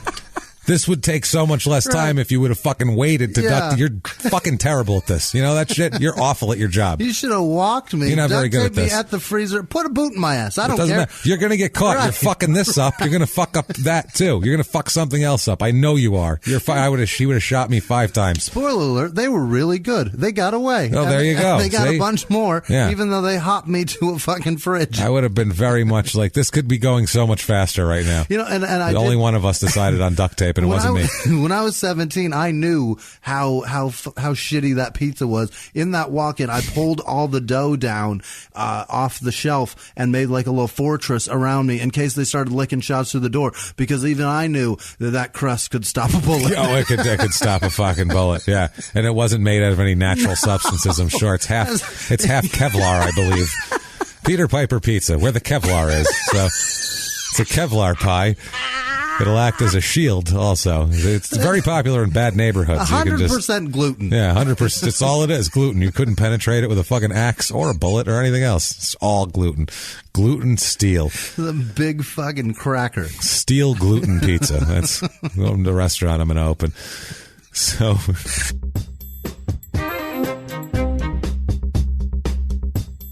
Going to take a quick break from the show to tell you a little bit more about TrueCar. TrueCar.com. What is MSRP? It's confusing. That's what it is. It's exactly what it is. If you're looking to buy a car, you're probably familiar with terms like MSRP. You might even know what it stands for, but what does it actually mean? Same goes for invoice, list price, dealer price. It's enough to confuse anybody. All you really need is a price that actually means something to you, the buyer. Introducing True Price from TrueCar. Now you can know exactly what you'll pay for the car you want, including fees and accessories, before you even get to the dealership. TrueCar dealers will show you the true price on cars like the one you want, all from the comfort of home. And how do you know if your true price is a great price? Because TrueCar shows you what all the other people paid for the same car you want. And your certified dealers know this, and so they set their true price competitively so they can win your business. So when you're ready to buy a new or used car, great site for used cars. Once you register, you'll see real pricing on actual inventory. This is competitive pricing offered to you only by a TrueCar certified dealer for an actual vehicle on their actual lot. It's pricing you'll see before going to a dealership, so you can feel confident when you show up. TrueCar customers are more likely to enjoy a faster buying process when they connect with TrueCar certified dealers, while they save an average of over $3,000 off MSRP. What a deal. So let me tell you this from us. When you're ready to buy, visit TrueCar to enjoy a more confident car buying experience. Some features not available in all states. Yes, that's true. But go to TrueCar.com to find out. And now back to the show. So Dickerson, he's like I said, he's got him at gunpoint. Yeah. Now it's at this point that we find out that Dickerson is coming from his girlfriend's house. Mm-hmm. Dickerson's girlfriend's house. He's coming from his girlfriend's house. He was not mad at Roper before. He just wanted to go hang out at his brother's house. And then he goes and hangs out at his girlfriend's house. And now all of a sudden he's got a gun and he's looking for Roper. So something is amiss there. This is escalated This is escalated quickly here. So he forces Roper into the car, like we said, and drives him to an apartment complex. It's 311 Fleming Road on James Island. So Nelson drives Dickerson and Roper over to Armand Dickerson's house. Got it. Now, Nelson leaves, and he doesn't come back. Now, they say that he didn't know about Dickerson's plans beforehand, or he didn't have any involvement in whatever. But when he was driving the guy over there with a fucking gun and the guy was pissed off and whatever, I think he knew something was going to happen. And then when he dragged the guy outside at gunpoint and stuffed him into a car, I think at that point... That's the key. That's the key. I think at that point he knew something was happening. I don't think he was that ignorant of the whole situation. Happening. It already happened. It's happening. Yeah. They end up dragging him inside, Armin and his brother, Billy O'Dix. Yeah. They drag Roper inside, and they put him inside. Now, might be able to tell you the point of what possibly is causing this at this point. It doesn't really have anything to do with money. Apparently, there is this video never surfaces, but there is an allegation that Billy O'Dix, while at his girlfriend's house, saw a cell phone video of Roper having sex with his girlfriend. Oh, boy. Okay, that's what this is about. So he went to his girlfriend's house, apparently saw this video. Yeah. Now, Roper denies it was even him there. But, I mean, at that point, the guy's got a gun. I don't think you're going to be like, yeah, it was good pussy. Like, you're not going to, you're going to probably pretend it wasn't you at that point, even if it was. But also, on the other hand, what's he going to do? Call the girl over and be like, where's that cell phone video? I got to match this dick. And it's a 2005 cell phone video, so it's not going to be a good video. That's like the beginning of video on cell phone. It's going to be BlackBerry. It's grainy and terrible and looks like complete dog shit anyway. So good luck figuring out who's on that video. Oh, look at those blurry things humping each other. Those blobs that are humping each other are pretty interesting. It's worse than surveillance footage at that point. It really was. It was so fucking bad. So they sit him down, and apparently over the next 18 to 36 hours, proceed to just varying degrees of torture and horrible shit. He fired a shot at Roper and missed on purpose. Oh, my God. Like that sort of shit. He hit Roper in the head with a gun. He did all sorts of shit like that. Once they're in Armin's house, he hits him with a mirror. He hits him with a vase. Jesus. Like he's knocking him all around with just shit that he finds around the house. Like, use a fucking, either a weapon or your fist or something. What are you picking up fucking personal items for? And everything's glass. This is like a bad Austin Powers interrogation. That's what I mean. And I just pictured him dumping flowers out of the vase first, like to be dramatic. Like, man, fuck these roses. And then just fucking hitting the guy in the head with them. Like, it's so weird. It's like a spoof movie. It really is. Naked Gun. He's just bashing everything in the house that's glass. Be like, smash it on his head. This Naked Gun is dark. I don't know. Wow. Shit. Where's OJ? Was that a... OJ would lighten this up. That's how dark this shit is. OJ, the presence of OJ would make me feel more comfortable, like there's less murder afoot. So, he...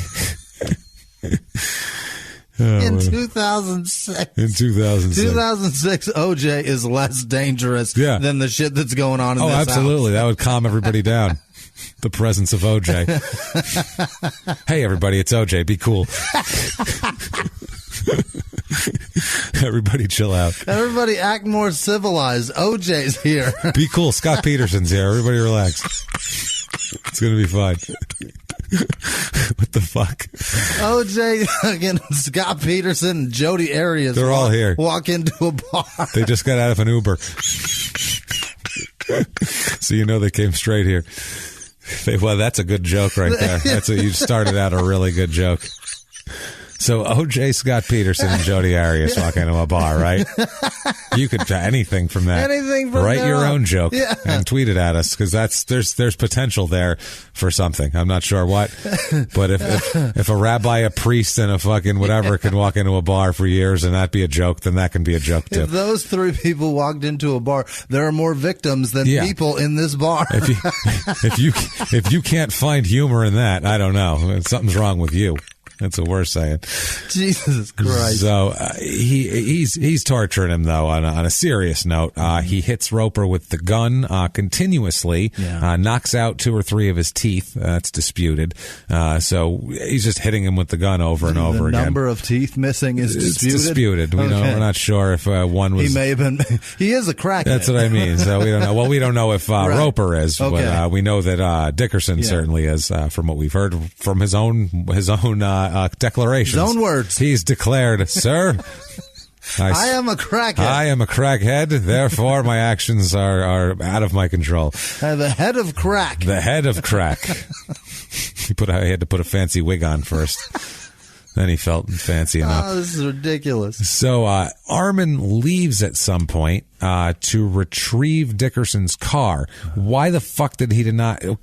I don't know. Dickerson's car was somewhere. Yeah. Billy O'Dick's car was somewhere, and his brother Armin went to get it. He also went to get some drugs also. Okay. So he said, "Go get my car and go get me some fucking crack." Yeah. And his brother's like, "Okay, all right. Yeah, you just continue torturing this man in my house, and I'll go get you crack." Right. That's you've gone too far. Stop off at a secondhand store and pick up as many glass items as you can. That's what I mean. Because we're out. I'm gonna need a bunch of vases.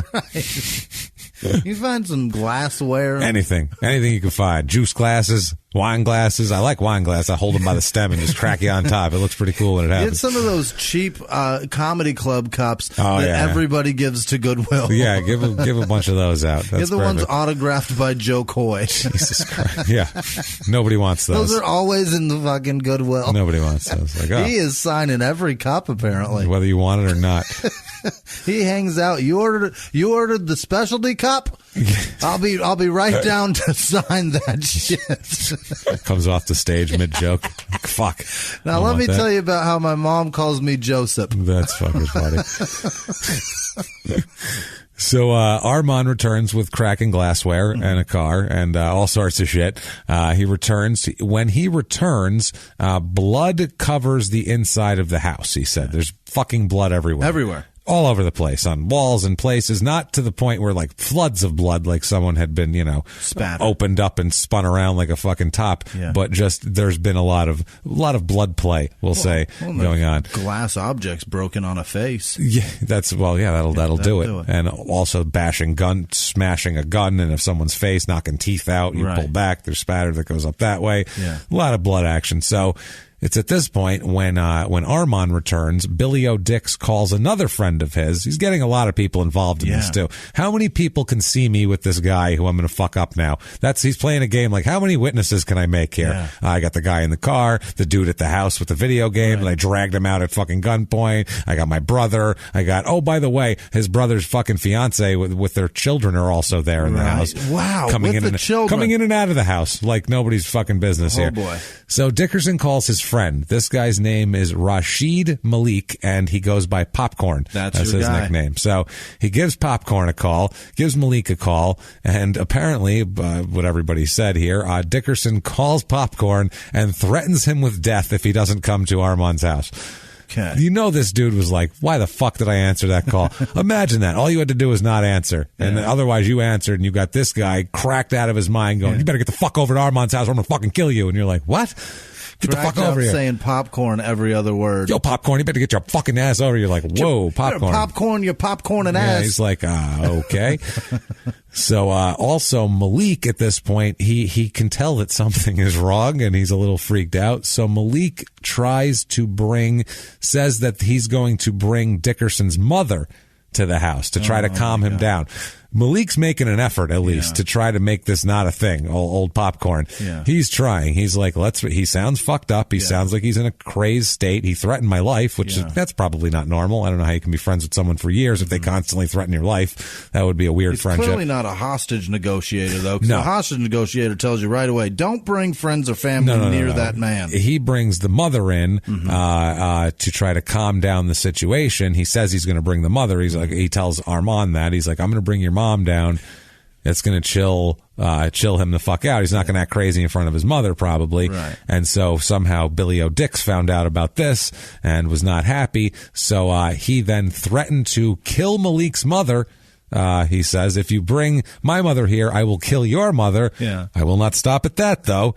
I will then, once I've killed your mother, I will then find your pregnant girlfriend and cut the baby out of her. Holy shit. Okay. That's the threat that he says. That's when you go, all right, cool. And you call 911. Yeah, this motherfucker is not. This shit is nuts. I would call him not reachable at this point. Right. I would say that reason has left his vocabulary, and he is a fucking mess. So that's not proportional either. No. I'm going to bring your mom over. I'll kill your mother and cut the baby out of your girlfriend. That's way over the top. Far. That's a lot. That's wow. That's a fender bender, and then someone blew up your house. Right. It's like those aren't the same things. This is fucking crazy. Either way, you're going to have a couple insurance claims. Oh, we got a lot of claims to do here. So, wow. This scene is fucking nuts. I don't even know how do you handle this if you're Armand? This is your brother. He came over to your house and he's torturing. I say giving him crack's probably a bad idea. Don't do that. I wouldn't fuel him eventually he'll I would figure just run down like a battery, like his battery ran out just fall to the ground. I don't know how crackheads behave though. Not like when you have it, you're not as desperate. No. So when you don't have it and you're fucking coming down, is there a side effect that you fall sleepy like heroin? No. When you're high on heroin, you fall asleep. Yeah. When you're not high on heroin, you die. You're not falling asleep. Yeah. Then you die. Sick. Yeah, you're sick and then you die. What a stupid drug heroin is, though, to get addicted to. That you do that and then you get tired. What? No. I don't understand that drug at all. I don't understand heroin at all. You not only do you get tired, maybe you'll throw up too. That sounds great. And then I love throwing up, and then I need more. It sounds bad. Yeah. But they seem really content while it's going on. It feels fantastic. No one seems to be happier than a junkie who just shot up. They seem to be really excited about it. So, don't knock it till you tried it, I guess is what I'm getting at. I mean, I've taken the pills of it. I like Rush Limbaugh, the hillbilly heroin. Yeah. I've gone that route, and it feels great for a minute until your face starts to itch. And if that's what happens when you put that needle in you fucking start itching. And apparently it does because people's faces are they don't look good. Ruined. They don't look good at all. They look terrible. Sores and picks. Why would you do that? That's not great. That's methy too. So anyway, Malik comes back to the house. Malik comes over under threat of death, obviously. Yeah, better get there. Popcorn's in the house. Yeah. So now we have Billy O. Dix, Bubba Dickerson, and Billy O. Dickerson are all in this house. Oh, by the way, and Roper's there too. Roped. Yeah, he is tied up, and he's still conscious when Malik arrives.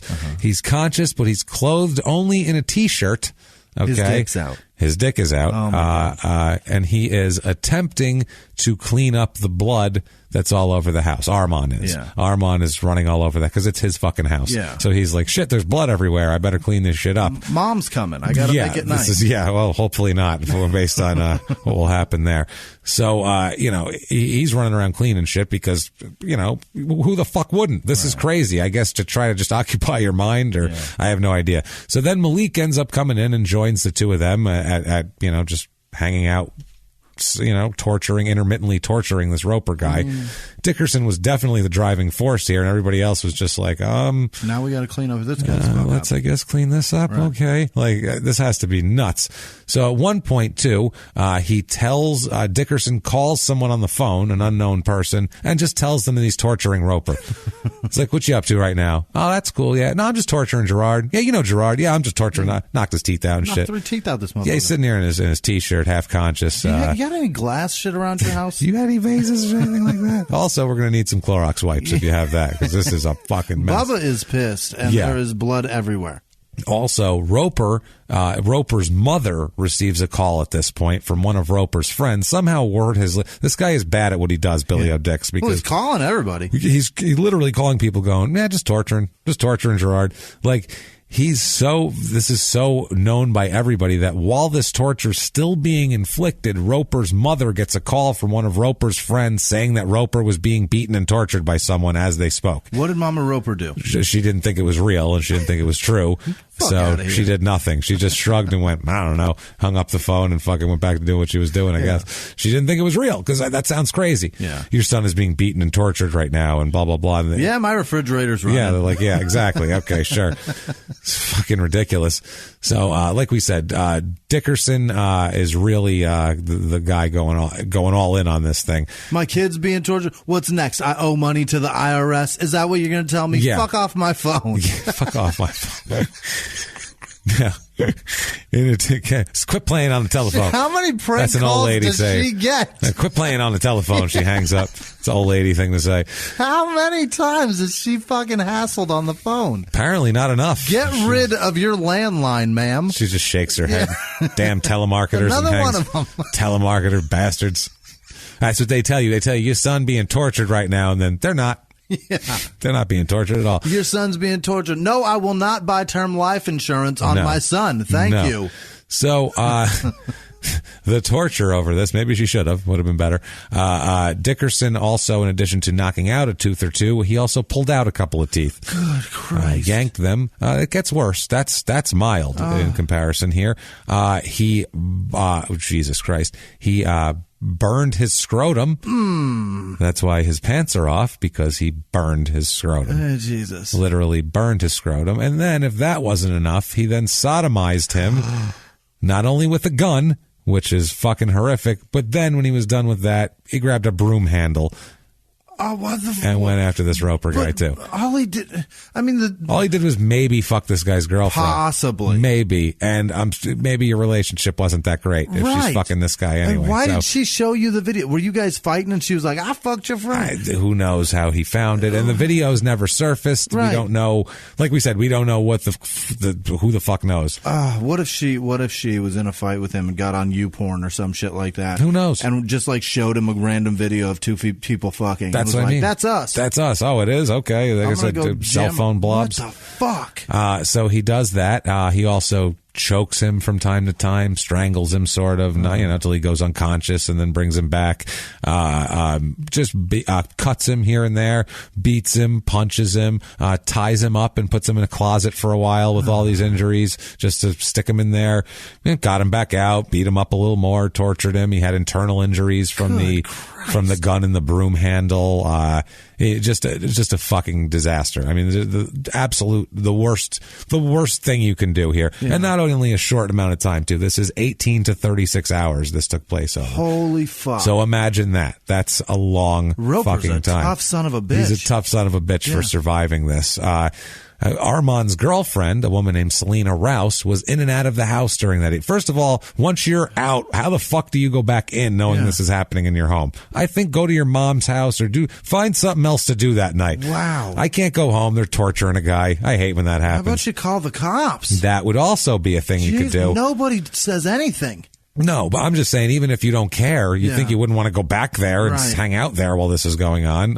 It's fucking crazy. She's in and out of the house along with her young son, by the way. So she's bringing her child back to the scene of a torture on top of all this fucking shit. At some point in this, Dickerson asks her, what she thinks. Should I let him live or should I kill him? Right. She's one of the in and outs. He's like, hey, Selena, come here a minute. Let me ask you something.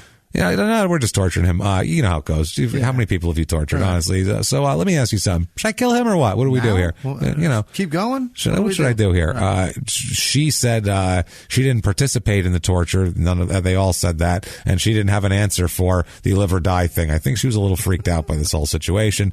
Not freaked out enough to not bring her kid back to it, though, apparently. What about your son? What's he say?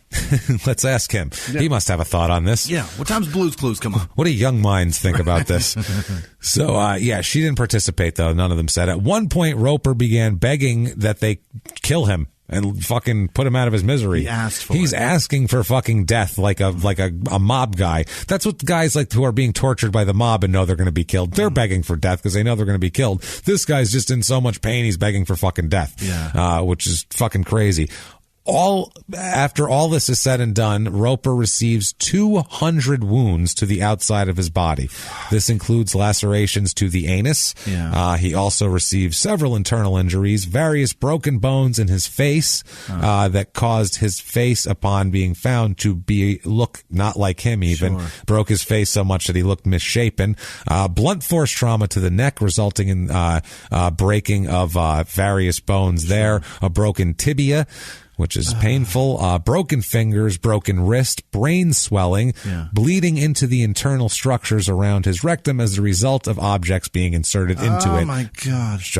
Based on what the medical examiner says. Tibia is in the arm, correct? That tibia is, and fibula? I think that's true. Tibia is your leg, I thought? Ulna and radius, that's the arm. Yeah, I think the tibia is and fibia, your shin. Yeah. Isn't your tibia your shin? I believe. Yeah, it is. One of those fucking things. It's a hard bone to fucking break. It is. First of all, it's Baraboo, Wisconsin territory here. But this is worse because he worked over his entire body the same way, and that guy, at least that guy in Baraboo, stayed away from the kid's ass. Yeah. At least he didn't fuck with his balls or his ass. He didn't rape him at all. No rape, which is honestly surprising. Thank after God. After all that, no rape. he wasn't into it, I guess. But that's good for that guy. I guess that would have made it only worse. So this kid has been through the fucking mill, man. This poor guy Roper has just been a mess here. They said there's no timeline exactly, but they think he survived for about 18 hours after the sodomy occurred. That's what they think. So I think he lasted 18 hours after that with internal bleeding going on. Wow. None of the wounds were inflicted post-mortem. So once he actually dies, he's dead, and they don't do anything anymore to him. They said this is insane. No single wound was fatal. Oh, this was Christ! Everything compounded. This is just compounded. So I mean, if he received medical attention, he would have been fine. I mean, absolutely. Not fine. I mean, he would have been fucked up, but he'd been scarred forever. He would have been survived because none of these wounds were bad enough to kill him. They said he died from the sum total of his injuries. Apparently, shortly after he was struck with a mirror and a vase on the morning of March 8th. They think those were the final two blows that fucking broke bones in his neck and made his head bleed out a little more, and the brain swelling too. That's another issue there. Yeah. So I don't even know what to say with this shit. Stomped to death. He got fucking tortured to death. Yeah. By the way, Dickerson was making calls all through this. He just kept making phone calls. A lot of them were to his girlfriend. Really? He was calling his girlfriend about this. Hey, I'm torturing this dude now. Yeah, remember that dude you fucked? He said you fucked him. Well, I'm going to torture him. She actually recorded one of the phone calls, which was amazing. This was a description. This was Dickerson giving a detailed description of the sodomy that happened and the torture, and even got Roper's own confirmation. You can hear him because he's saying, tell her what happened. That's right? And he's going, yeah, that happened. Like, this is fucking insanity. Oh my God. This motherfucker is cold-blooded, man. There's dude, fucking anger does not last 24 hours. No. You can't stay mad at something while you're tortured. I mean, he even took his fucking aggression out and still had more and more. This is just calculated. This is just calculated, cold-blooded shit. That's all there is to it. This is the first time he's killed somebody? Apparently, he's assaulted with intent to kill, but he's getting it right this time. This is fucking nuts. So she recorded all this. He also, in addition to Roper saying that the sodomy had occurred, Dickerson said that it occurred. He also said that he burned Roper's scrotum over the phone to another friend, which that other friend later will talk about. In a later call to that same friend, he's calling people, hanging up. All right, I'll talk to you later. He calls him back in a little while. Yep, still torturing that guy. I don't know. What do you do with that? No one, out of all of these people he called, nobody calls the police. What the? Nobody calls 911. No one says, I don't think this is good. I think I should go. Nobody. I get some of his friends, whatever, but nobody. How does nobody? Nobody has a conscience here. Nobody. No trust in the police force. Maybe they don't believe that he's really doing this. Maybe they don't believe that, and I even get not trusting the police force. But there is torture taking place. This is a different thing here. And he's confirming it. He's confirming it. Everybody's confirming it. The guy who it's being done to confirms it. Everybody. It's nuts here. So later on, he calls that same friend, and he said that Roper was, quote, gone. Okay. Then he told a different friend that Roper was all right. Then he said, no, he's cool. This is after he's dead already. He says, no, he's cool, but he says that he needs to run.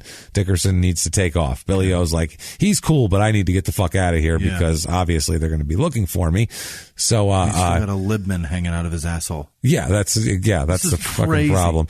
So, Armand, so what they do is they wrap Roper's body in a blanket and they dump him in the vacant townhouse right next door to Armand's.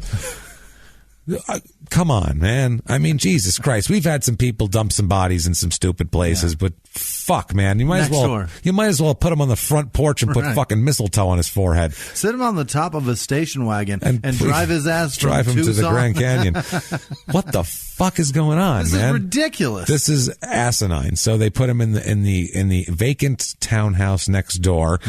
Wow. So what ends up happening is Dickerson changes his clothes and he takes off. He's like, I got to get the fuck out of here. So now he leaves his brother with this torture scene to clean, torture and murder scene to clean. Right. So Armand and his girlfriend, Selena, tried to clean up the house, but they ended up abandoning the house because they figured this isn't going to fucking work. There's too much blood. They're like, there's too much. We cannot get all this shit. Right. There's shit everywhere. So they just took off. They're like, fuck it. Let's just leave. They'll never find, they know you're renting it. The body's right next door. There's blood all over here. This is not going to take Sherlock Holmes to figure this fucking case out. Anybody could walk in. Anybody, literally. The cop would find the body from the smell, go next door and be like, y'all heard anything? Holy shit, that's a lot of blood. Where did all that come from? Yeah, it's fucking nuts, man. Somebody got a bloody nose in here. No, right? So how they end up finding this poor Roper is that same day, luckily for Roper's family, so they're not missing him for a long time, a woman who's planning to rent the vacant townhouse comes to do a check on it to make sure it's been this woman. I thought about this woman too. I get that Roper's dead in his family. That's horrible. And believe me, that's terrible. But this poor woman went through all the shit of like finding a place to rent and like put a deposit down. And then they said, okay, move in on the 1st or whatever. I guess it's the 8th here. You're going to move in on the 8th. And she's like, cool. And she went to make sure they cleaned it because you got to do the walkthrough. And if they didn't clean it, you got to tell them to clean all that shit. And instead of finding, I don't know, they didn't clean the bathroom, there's some stains on the tub or some shit like that. There is literally a fucking corpse in the middle of the living room.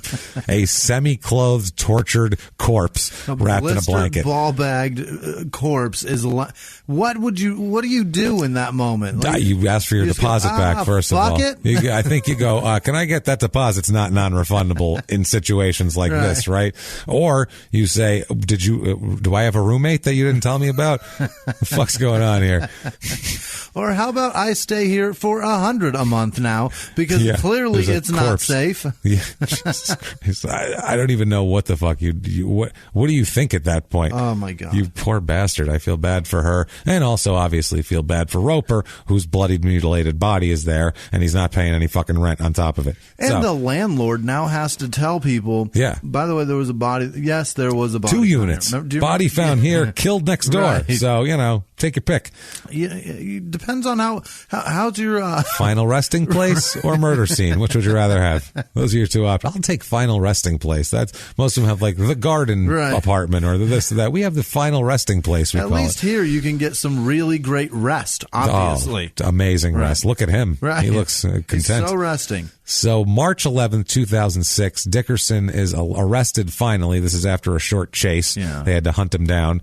Where'd he go? Just nowhere far. He was around town. Yeah. He's like in the apartment complex where he lives with his relatives in like the other apartment next door. He was fishing the salt marsh. It's not a real, this guy's not a criminal mastermind. No. He's indicted for murder, kidnapping, and criminal sexual conduct. That's it. So that's what he's indicted for here. That seems light. That's a lot though. Those are heavy charges here. Because the prosecutors, Charleston County prosecutors, say they will seek the death penalty against him. So the charges aren't really that that important. The murder one is the one that matters. That's the real sticky one. The rest of them, it doesn't They're matter. Aggravators. That's all. Yeah. So that's all you need are those two here. Defense attorney attributed the whole thing to Dickerson's altered state of mind. Okay. He said this is not Dickerson's normal state. Normally he just intends to kill, but he doesn't actually pull it off. Right. Check his record. He says, quote, he was in a crack cocaine psychosis when he did all of these strange, bizarre acts. It is a case that makes no sense outside of his altered mental state. So, yeah, I mean, that's a decent defense, actually, to go to a juror and go, would a guy who's not in a crazy state do that? But then at the same time, you go, who gives a fuck if he's on crack or not? So who gives a shit? He put himself in it. Right. It's not like somebody tackled him, injected him with something. Right. A government agent injected him with crack cocaine and sent him loose in the streets. He smoked it. He sent his brother for more, for fuck's sake. This is an MK Ultra. He fucking found crack, got high, killed the dude. Smoked a bunch of crack, got mad at his friend for fucking his girlfriend and tortured him to death. It's pretty simple. Right. This is pretty open and shut case, I feel like. And especially, it's not like there's any question who fucking did it. He's calling people going, yep, torturing him right now. Hey, Gerard, am I torturing you? Yeah, he's torturing me. Okay, good. It's fucking nuts. Like, you can't get any more of a whatever, open and shut here. But different little things, like the beginning of the trial, there's a juror, voir dire, which is the fucking, when they talk to the jurors and ask them a couple of questions and then decide whether they can... the interviews. The interviews, and they can decide whether this guy is fit to, judge this person's life or not. How you feel about black people? Those questions. Like things like that. So this guy here, it was juror number 370. He's the main issue here. Number 370. 370. So I don't know if that's on the day or if that's like of the week. 369 others? I don't know if it's like a butcher counter where they don't reset it and they just keep taking the things till the roll's empty. I have no idea how that works. Or if it just restarts. Or if it's the 370th of this fucking trial. That's possible. How racist are you, South Carolina? Fuck, man. They just those are all the black people. Yeah. So this guy identifies himself as the type of juror who is able to recommend a sentence of death or life without parole in either appropriate circumstance. Now, the exchange here is crazy because you have to think if, like, your life is on the line, this is the exchanges that's going on to decide who decides that shit. Yeah. The question is, quote, I would also instruct you that the only party which any of burden of proof in this proceeding is the state. Mr. Dickerson does not have to prove anything. He doesn't have to. He doesn't have to present any evidence. He has no obligation whatsoever. Would you have any problem following that presumption? He says, no, sir. The juror does. They said, okay, I would tell you that if the jury were to conclude beyond a reasonable doubt that there were aggravating circumstances, does that mean that the jury has to return a death sentence only that it is only that is a potential sentence? Do you understand that? He says, yes, sir. They say, okay, because the jury would have the right, notwithstanding the conclusion of aggravating circumstances, to find that the appropriate sentence would be life imprisonment without the possibility of parole. I would give you an instruction as to that. Could you make that consideration as well? He says, yes. Okay. Now, that's the beginning. Now he's questioned by Dickerson's attorney here, and they said, quote, let me just start off with, what's your opinion of the death penalty? Yeah. Which is a great question to ask a juror, I feel like. He says, quote, I think it needs to be there, but there are certain situations that, I'm not too up to date on this whole system, which is a bad thing right away. But I feel like a lot of people get the death penalty when it's not deserved. People die all the time. Get put to death when they're innocent. So I don't know. It's a big thing. I'm not up to date on this system. So what he said was, that was the longest shoulder shrug in the history of court. I have people die. Sometimes they're innocent. I don't know. It's a big thing. The question is, in those types of situations, now that you know what the term murder is not an accident, they talk about the definition of murder, self-defense or manslaughter or insanity, would you always automatically vote for the death penalty if the person who did it meant to do it and they had the right person? He says, I would still have to hear all the evidence and everything behind it. So the guy says, okay. The juror then says, when, how, where, all that stuff. So the lawyer says, okay, so even if there is no accident, self-defense, manslaughter, insanity, the state has proved it beyond a reasonable doubt that the guy did it, meant to do it, and they had the right person here who did it. In those cases, you're not going to automatically vote for the death penalty. He says, I guess I would. If it was absolute, then definitely. So now we're getting into a situation where they said, well, when you say absolutely, you mean, and the guy says exactly what you just said, all those things. He said, can I get the fuck out of here? Because I double talked my way around one question. I didn't kill anybody. Why are you asking me so much shit? I don't know. Right. So further response here, further questioning. The lawyer's kind of giving him the business. He said, would you expect the defendant or his attorney to present something to give you a reason not to vote for death, to kind of convince you? Okay, I found him guilty of murder. I've heard all this other stuff. I'm for death. Would you expect the defense to show, like, you need to show me some stuff that would convince me otherwise to vote for life? And there's no verbal, he doesn't say anything. So the guy says, is that what you're telling me? And the juror says, isn't that what you've got to do? Which is not what you've got to do at fucking all. So now they've confused this man completely. They said, and all the bad stuff in there that they found, and all that bad stuff in there, and they just argue for mercy. That is not something that's going to persuade you. And he says no. So he says if he's found guilty of murder, no matter what the mitigating circumstances are, he's voting for the death penalty, which is whatever. So they go back and forth with this for a while and kind of bat this guy around. And then at the end, he says that, he can follow judges' instructions. The judge jumps in and goes, look, if I fucking tell you that you have to decide this or this, can you fucking be fair about it? And the guy's like, okay, sure. And they're like, all right, great, you're a juror. Done. So after all that, he's a fucking juror. It's fine. Now, Dickerson's attorneys moved to have juror 370 disqualified because he was a, quote, burden shifter. Mm-hmm. You burden shifting motherfucker.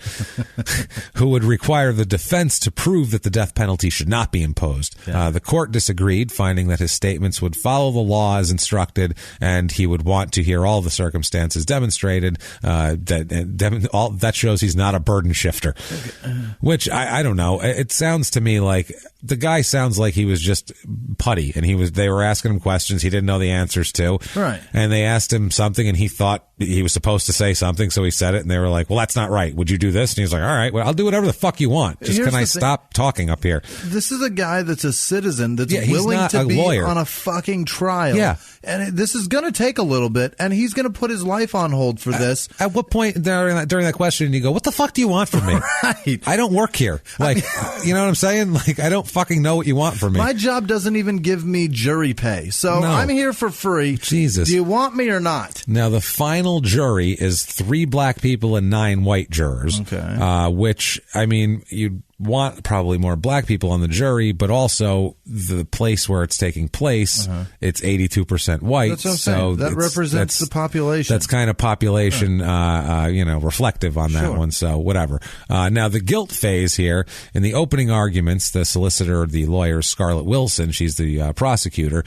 She tells the jury that Roper was enraged by this video that showed his girlfriend having sex with Roper. She says they never found the tape, but that's what he said. That's what he told the girlfriend, and that's what he was saying on the tape conversation on the phone also. Got it. Wilson, this Scarlett Wilson, says that Roper had no idea what was going on. He thought that Dickerson wanted money from him. She says, quote, he didn't know what he was walking into. 18 hours of hell. It took 18 hours to kill him, over 200 lacerations. Good God. So that's and it could have been longer. That's just what they can prove based on medical science. Sure. Otherwise, who knows? Dickinson's defense attorney told the jurors that Dickerson was being made into a scapegoat for the murder by the 3 other people who were in the apartment at the time. So it's not him. He didn't want this shit to happen, even though he's making phone calls talking about it. They said, quote, you're going to hear the story of people who had an agenda and had a reason to not to be guilty, and who were cowards and had to find somebody to hide behind. Good Christ. Wow, that's ballsy. It's a good it's a good yeah, you got to say. What else are you going to say? Yeah, everybody's fucking saw it. I don't know. He's really a nice guy. I mean, that's your only other option. Your Honor, minus the crack, great dude. Minus the crack and the torture and the sodomy, this guy's not a bad guy. Terrific. By that assault with intent to kill, too. We can add that to the list. And all his other criminal shit. He was bred into it by his murderous You know what? father. Fuck it. Never mind. I give up. He's just a lost boy. Jesus Christ. They called Dr. Cynthia Shondell, the prosecution, who is the pathologist who performed the autopsy.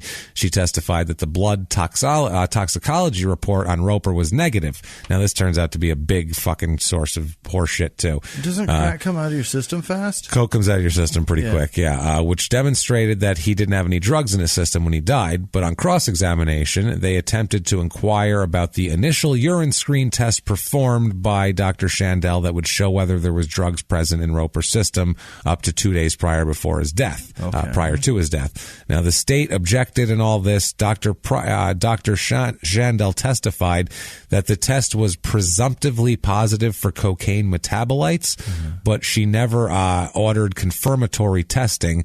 And according to her, these initial screenings produce a large number of false positives and are unreliable absent any sort of confirmation. Okay. So now the point of this whole thing is, what fucking difference does it make what the fuck Roper had in his system while he's having his ball sack fucking burned off? How about we worry that about doesn't matter. Who did this? Yeah, that doesn't fucking matter. But this is the waters get muddied here. Dickerson's attorneys argue that the state's question about blood toxicology results opened the door for the whole line of questioning, and it left the jury with a misleading impression that Roper had not used cocaine. Oh my God. So they're basically saying if the jury just heard that this guy had some cocaine in his system, they'd be totally cool with him being tortured. This is like saying, we need to show how short her skirt was, Your Honor. You don't understand. Silly. Yeah. If her skirt's this short, how are they not going to rape her? This is the same fucking argument almost. They're going to hold a dollar bill up from her knee. Yeah, it's so fucking stupid. Retarded. If he's on coke, it's his fault he's tortured, obviously. Ridiculous. That's everybody on coke needs to be tortured and have their teeth knocked out and their ball sack burned off. I wouldn't care. Things stuffed up their ass. Right. I wouldn't care if he did sleep with dude's girl. Don't care. Unless you still can't do any of this. Will? Yeah. Come on, man. Yeah, that's something that I guess, that would be a different story where you might be pissed off. Unless he did these same injuries to her, minus death, and then fucked her. Yeah. This is out of bounds. This whole thing is well out of bounds. Now they said that they didn't really find any prejudice from that, and so the judge said it's fine, and if they go more into the findings of toxicology reports, it's only going to confuse the jury, is what they said. The judge said this is just going to confuse the jury, considering it's not fucking relevant to the case. And did you hear the answers from 370? He doesn't know what the fuck to do. He doesn't know anyway. Jesus, just tell him, guys. the last person who talks is that's the winner for that guy. I feel like, okay, he's not guilty. Okay. Deal. He did it. All right. He did it. Fine. So, they exclude the rest of that shit. Now, during all this, they play the phone call that he made to his girlfriend during the trial, which does not serve him well. That's not good. If people were thinking life in jail or death, I'm not sure. I don't know. And then they heard his voice during it joyously tell this woman what he's doing and then make the other guy talk about it. That really tells you what a piece of shit the guy is. The defense didn't submit this as evidence. No, right? No. I don't think this was exculpatory at all. I don't think. We have it. The smoking gun that gets us out. We're innocent. We just want you guys to really see what crack does. This is what crack. You know what? We've decided. Fuck this case. It's about the kids now. It's only about the kids. We've spoken to Nancy Reagan. You know how it goes. She's on board. Like everybody off drugs. She's on board. So the verdict of this whole thing, the jury convicts Dickerson on all charges. Obviously, I didn't think that was going to take long. Didn't seem very... it's pretty open and shut. Right. It seems like you're going to have to win on appeal. I would say so. They don't have sentencing until 2009 on this. There's apparently a separate, basically the way they do it's like there's a guilt phase and there's the penalty phase, but they don't do it right away. Okay. There was continuances and all sorts of shit. The state said that there was 3 aggravating factors, which were criminal sexual misconduct, kidnapping, and torture. They highlight Dickerson's prior criminal history and his adaptability to prison life. Oh, boy. They talk about that. They're like, he just loves prison. So, I mean, that's not really a punishment for him. I don't want that ever said about him. No, he's great in prison, this guy. He gets right along. No problem. Read at my eulogy. You know, Jimmy was an adapter, see. You put him in a prison, fish to water. Just fucking... No problem.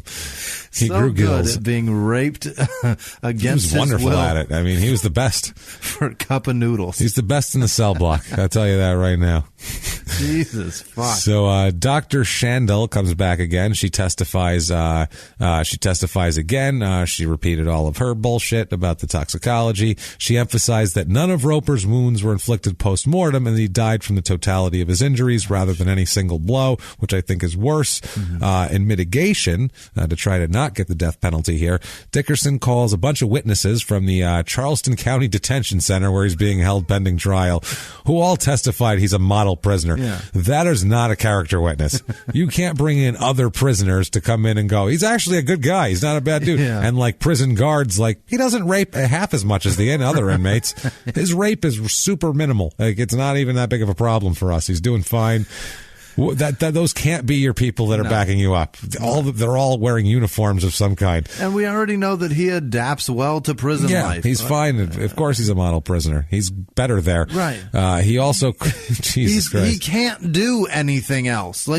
He's watched all the time. He is very well monitored in his criminal behavior. Yeah, he keeps getting out of prison, doing something violent, and going back to prison. Right. He's not like he gets caught trying to fucking, sell a little coke to support his kids or something, and they're putting him in 3 strikes, and it's he's fucking attacking people. He's a menace to society, this fucking guy. Had there been a prison guard at Bubba's house, maybe this doesn't go down. Maybe this doesn't go down. You never know. Well, they probably just look the other way anyway. Fucking prison guards, who knows?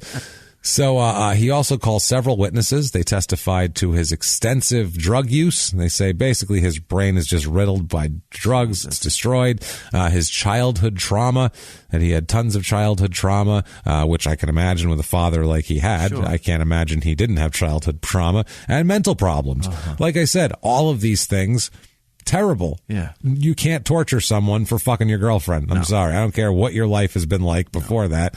They further said that the witnesses said that they thought he suffered from cocaine psychosis and some sort of paranoid disorder.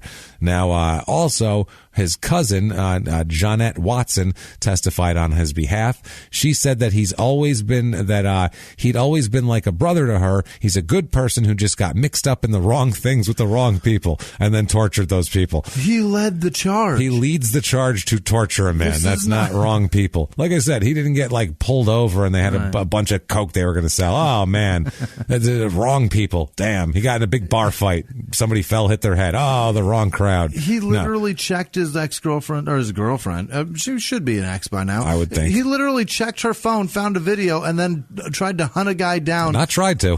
Immediately did. For sure. Within an hour. Yeah. He was putting things up the guy's ass within an hour. And he didn't take the picture with him. He tried to match the dick with the one in his head, and his head is clearly fucked up. It's not right. This is nuts. So she testified all that shit. The court did not permit her to testify, though, as to what the impact of his execution would have on their family, mainly because her family, they said that her family would have been devastated as it already lost 2 close family members to homicide, not to mention his dad died in prison, and this family is had some issues. Sure. Not an upstanding, not a country club family, I would say. They're murdering and getting murdered. They're fucking, they're having a lot of problems here. This is a generational issue with this family. That's Hatfields and McCoys. Yeah. This is crazy. A little of both, I feel like here, though. Now, the deliberations here. Before the deliberations, this is not normal, and I don't understand why I don't know if this is allowed in South Carolina. They didn't really make an issue out of it, but he was able to speak to the jury before it reached before the sentencing phase. The prosecutor said that his performance, which included a loud plea and waving his arms around like, I didn't fucking do it, blah, blah, blah, but no sense of regret or sadness about the crime. Wow. She said probably likely won't win him any points. She said, quote, he was, in my view, very aggressive and claimed to have no part of it, which is the exact opposite thing you want to have from the jury. No remorse and super aggressive, and you're scaring them. And that's not under oath. That's just a statement he gets to make. A statement. It's weird because that's under a judge's discretion because OJ was allowed to do that too. Did you know that? I didn't. OJ was allowed to address the fucking court. And he did not. No, he did. He did it. This is before the jury deliberated. He didn't testify in his own behalf. Okay. So at that point, he should not be allowed to make a fucking statement. If you want to say something, you get on the stand and say, and then get cross-examined about it.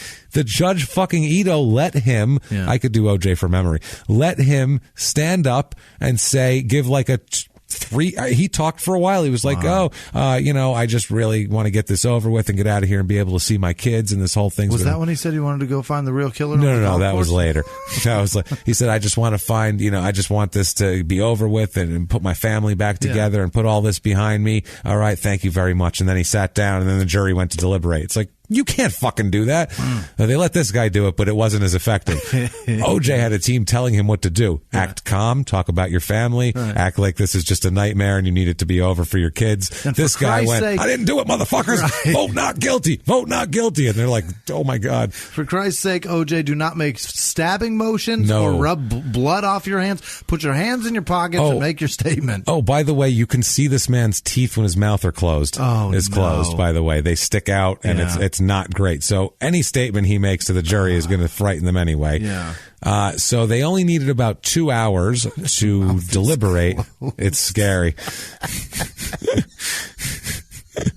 Is it like both levels are pushed through? There's just like some white shit coming through. You're like, there's some teeth there that aren't doing what they're supposed to do, and they're trying to make an escape. That is too from bad. his fucking mouth, and it's going to happen soon, I feel like.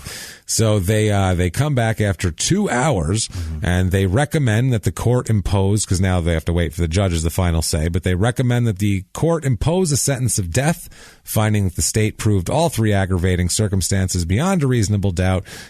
So the judge then says, quote, this was about pain. It was about making Gerard suffer, and the jury got that. The facts of this case were so over the top. Yeah. You, sir, may fuck off.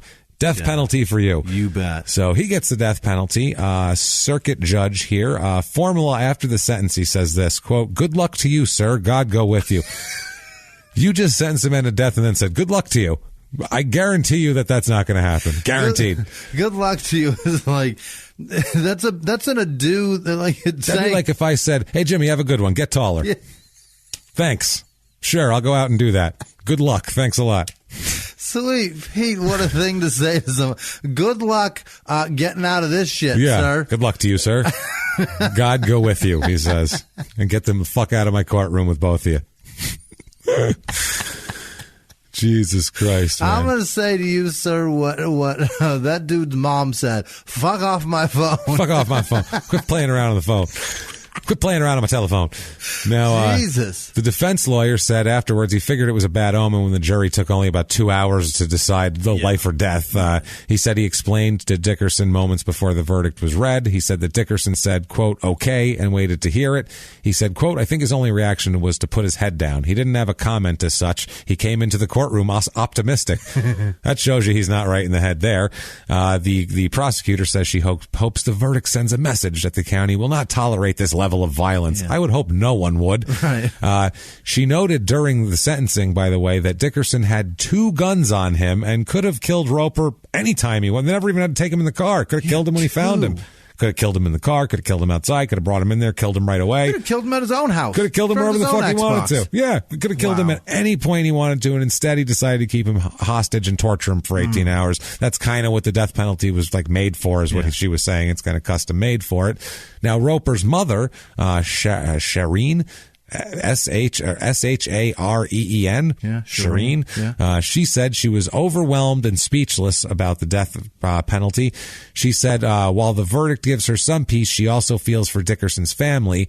She says, quote, I know they've taken a loss just like I have, and it's not a great feeling. Yeah. So this poor she's a nice woman who actually cares about people and, isn't like, oh, fuck them. Now they can feel like it too. She feels bad that they're going to feel the same things. Shireen's probably riddled with guilt too, that she didn't take that phone call. That's the other thing, or at least try to find him. Yeah. So one juror who asked not to be identified, anonymous juror, he said that basically they were against the death penalty. They were against it going in, the jury, kind of all of them. And then after they heard all this shit, they were convinced because they're like, this guy's a fucking asshole. Yeah. They said, quote, all of us didn't really like the idea of us deciding that someone should be put to death, but the case itself was just so clear.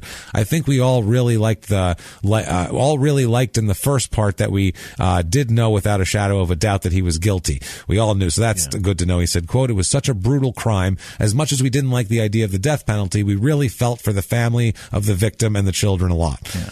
I don't blame them. Yeah, that's a tough one there. And I'm not really into the death penalty, but this is the one where you're like, Jesus, somebody fucking... He sure shouldn't live. What a dickhead. Yeah. Now, after all this, now they turn their attention to more people charged in the case, like his brother Arman, like Popcorn Malik over here, and also a lesser charge, Selena Rouse, who keeps coming in and out here.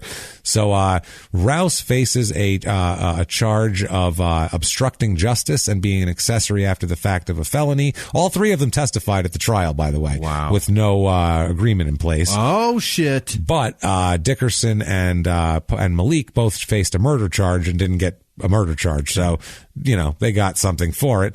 The prosecutor says after the families had a chance to decompress, we'll talk with them about whether or not there should be any offers put on the table with these three. How did any of them, they're all dumb. They're all stupid idiots. As fuck. Yeah. Why would you open your dumb mouth knowing how stupid, how goddamn stupid. I don't know who Gersh is. Is that his name? Was that the composer? Gershwin. I don't know who that fucker is, but I know I'm not going to open my mouth if I know of a murder. I'm not saying a goddamn thing. In 1900s is Gershwin, by the way, not the 1800s. Right. Just so you know for later. Just when you look it up, you'll know. Right one or something. So, so they're being held. Rouse is even has $100,000 bail. No bail for the other two because they're being held on murder and kidnapping charges at first. Jesus. Like they said, Rouse is helped clean up and didn't do anything, and that's what they're saying here. The prosecutor said, quote, all three of these people helped us out in the trial, and I think the judge understood and gave them some consideration. Dickerson, Arman, was originally charged with murder, but was allowed to plead to voluntary manslaughter, which is a lot less. He received an 18-year sentence with credit given for 22 months already served. That ain't nothing. That's nothing, especially wait to hear when he gets out. Selena Rouse pleaded guilty to the original charge of accessory after the fact. She was sentenced to 5 years, but she'll already get credit for 374 days served, so she's got a year in already. She's been in a year. They held her if she couldn't make $100,000 bond. Good God. Fuck. In the county. Oh, fuck. Brutal. Rashid Malik was charged with murder originally, but pleaded guilty to accessory after the fact and assault and battery and of a high and aggravated nature. Okay. I didn't know there was different ones there. He was sentenced to 7 years on both charges, concurrent, with credit for 22 months already served. As they said, they'll be concurrent at the same time, so he'll be also after that he'll have 5 years probation. So they all said that Dickerson was the main guy and they needed these people to testify.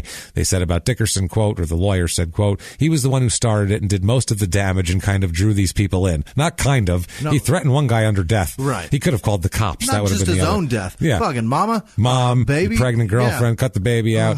He said these people were in a position where they could have stopped it and they just didn't do it. Yeah, they could have just called the cops and then it would have been fucking over. It would have been over. Armand Dickerson, like we said, he's serving an 18-year sentence after all of that. Now, on appeal, Malik got out in 2011, by the way, after serving a few years for his deal. Selena Rouse was released in 2010, I want to say, and Arman was still in jail in the early 2010s. Not sure where he is now. Now, on appeal, they bring up the circuit, the qualifying juror. They bring out the doctor wasn't allowed to talk about the urinalysis screen for 4 fucking hours. They bring up he asked at the end of the guilt phase, he asked the Dickerson formally asked that he be charged as an accessory after the fact. Can they add that to the charges and have the jury choose from that? Added that way they can choose. That way they have a choice. It's not just guilty or not guilty. Because if they give lesser charges, they're giving the jury a choice. Yeah. Maybe if we don't know if they're going to convict on first degree murder, so we better put also manslaughter. Okay. Here they're saying, can you put that on? So they have a choice, not just guilty or not guilty, because they're going to want to they're not going to think I didn't do anything. Right. So maybe they'll give me a lesser thing, and the judge said, get the fuck out of here, because that's not a lesser charge of murder. It's a separate thing. That's almost nothing. It's a separate thing, though. In comparison to murder, that's speeding. But I mean, involuntary manslaughter would fall under a lesser murder, whereas this would fall under like something completely different. Like it might as well be cocaine trafficking. Right. It's not the same thing completely. So also they said they were talking about whether his cousin was allowed to testify regarding the impact of the potential execution on her family. Okay. So I mean, after all this shit, they basically say with the juror that They said that they went through everything. They tried to say that the circuit judge was persuaded by the jurors' consistent affirmation he would follow the law and wait to hear all the evidence, because that's all you can ask of a juror. And whether you believe that they can or not, if they're saying they can, you have to they're under oath. You have to take their word for it and say, okay, he said so. Especially if you don't have any strikes left. There's no cause to strike this person. Right. Also, they said it's completely irrelevant that whether Roper had cocaine in his system or not, so that didn't fucking matter at all. They followed the original trial court. Also, they said that preventing the cousin from testifying would have no effect on the jury at that point. The case was what had effect on it. Right. They said, quote, any aspect of a defendant's character or record and any circumstances of the offense that the defendant proffers as a basis for a sentence less than death. They're saying that's when they're presenting mitigating evidence. Yeah. They go through the whole thing. It doesn't fucking matter. They say, who cares about your cousin? My cousin says I played with Ninja Turtles when I was in. Yeah. So I clearly didn't rape and murder this man. So they didn't want the cousin saying that the family would be sad. That's what he said. He's like, the whole thing would be different if my cousin was allowed to say my family would be sad. Which, no, I don't think that would fucking matter at all. So, he is, that doesn't matter. He goes away here. Now, October 3rd, 2011, there's another appeal. The high court discounts all his arguments again. They say Dickerson's sentence is proportional, supported by the evidence, and is not a result of passion, prejudice, or any other arbitrary factor. Now, Dickerson now will ask the state Supreme Court to rehear the case, which is when it gets fucking interesting, with all of this, because he has a new approach to the whole thing. Rather than, they didn't let my cousin testify and Ropers did cocaine. Now he has a different approach. Now they're saying that the prosecutor, is a racist. That's the problem. Which, who knows? She might be, but in this case, it really didn't come up that much. Right. This was all black on black crime. Number one, what they brought up. Right. And number two, they said, well, that doesn't matter. She just wants to put black people in prison, which might be true. But this particular black guy, I also want to put in prison. So whatever she does with other black people sucks. And I don't know her records, but this particular guy, whatever fucking color he was, deserves to go to goddamn jail. What a silly thing. If she's indeed a racist, she's already celebrating because one's dead. Yeah, you know what I mean? That's the thing, yeah. You being in prison doesn't matter to her at this point. So, I mean, we don't want racist prosecutors, so it's good to call that out when it's actually a thing, definitely. Yeah. But when you're just grasping at straws to get out of a torture, death penalty beef, it's a different story. Yeah. She said that she has a, quote, huge problem with being called a racist. All right. And she says that it's immoral to select jurors on race. She said that they go through her whole thing, saying that there is a study commission by that Dickerson's attorneys that analyzed the juror selection progress in his case and 8 other trials handled by this Scarlett Wilson. Okay. The study alleges that she was 7 times more likely to exclude a black person from a jury than a white person. The allegations were against her and her character, obviously. Now, this ends up being found unsupported by the court. The judge said that many variables were sorely missing from the study conducted by Michigan State University School of Law. He referred to testimony from retired College of Charleston statistics professor who criticized the analysis as being incomplete. He also said that the study failed to address even the mere existence of additional reasons for striking jurors, which is probably important based on criminal record. They also strike them a lot of times when you have any type of, if your family been arrested, if you have been a victim of violent crime, that type of shit. They strike people for that sort of thing too. They strike people for lots of reasons. They strike people because they can't get there. Right. They strike people because families in law enforcement. That's what I mean. Families in law enforcement. There's a million reasons to strike people, but I'm sure a lot of prosecutors strike based on race. Sure. I'm sure they fucking do, and I don't know if this one does or not. But who knows? I think 300 black people would have convicted him. Never mind 12. Wouldn't have mattered. I'll bet she would have struck some white people if he was a white guy. Probably, yeah. Yeah, that's the thing. I think they're trying to win at that point. So they said, quote, there's been no explanation as to why this bare study should be accepted. That's what the judge said. Also, they said that Dickerson's trial attorney should have, this is the appeal attorney saying that the trial attorney of Dickerson should have presented testimony that he suffered lead poisoning as a child. Oh, boy. You're going to bring fucking lead... You can't have he tortured a guy for a fucking day and a half. Led did that. I don't care if Led. That's the thing. Once you do something that horrible, nobody cares the circumstances. You tortured a fucking guy and stuff. And it's the thing. Once you stuff something up somebody's ass, no one has sympathy for. All bets are off. Right. You have gone into ass play, which is not on the fucking table for normal mental illness. I'm sorry. Swinging at the fences with something as ridiculous as lead poison. You may as well say you suffered an injury from vaginal meth. Yeah. Or mesh. Yeah. Vaginal meth. Now that would be some shit right there. Ladies, get on that. Vaginal meth. It's for you. What am I doing? So he also complained that they had the other people, not only the judge and the prosecutor, but the three other not co-defendants, but other people charged, were all in a big conspiracy against Dickerson. Yeah. The judge called the lawyer's accusations, quote, slanderous. And he chose to recuse himself from the case because the guy was slandering him, and he was pissed off. All right, at him. I've had enough of this shit. I'm leaving. Yeah. So this was actually, by the way, this whole thing was going on June 29th, 2018. Wow! So I found this year. I found this case a while ago, and I knew this was going on, and I'm like, I'm going to wait till the resolution of this because this fucking this lead poisoning thing is cracking me up, and I need to know what the hell's going on with that. So now this whole thing, they shit-can him out of that, obviously. He is being held currently in the Kirkland facility, so he's owned by Costco, apparently. What he's like that? A Costco milk or something. Making jeans and bottling water? That's all he's doing, making terrible polo shirts that are made of burlap that they stick up on there in the front. Hate that fucking store. Fuck you, Costco, you receipt-checking cocksuckers. So, there are a couple of nice girls here in Phoenix that work at Costco and came to our show. That's good. Stop checking people's fucking receipts. It starts with you. Yeah. Refuse it. Be like, just wave people by. Go. No, thank you. Keep going. Just go. No, I don't need to check your receipt. Get them out of that habit. So the next time they go, they're like, what do you mean you got to check my receipt? Now you've started something. This is what you do. Get in their fucking brains. From the inside, we're going to beat this thing. Are we all, is there stealing going on at Costco? How easy, the difficulty it must be. You don't even have a bag to put it in. Right. It's all in the open. Going in a fucking carton. On a fucking flatbed carton.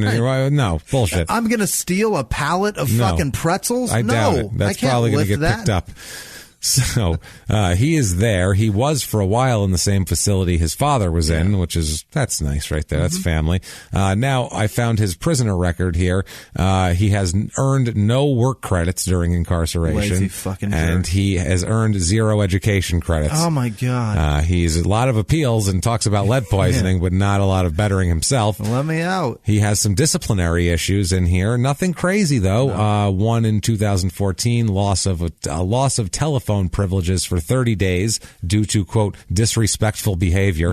One was loss of visitation privileges for 30 days for refusing or failing to obey orders. And then another time, he lost his canteen privileges for 30 days and loss of telephone privileges for 30 days and also visitation all at once for disrespectful behavior.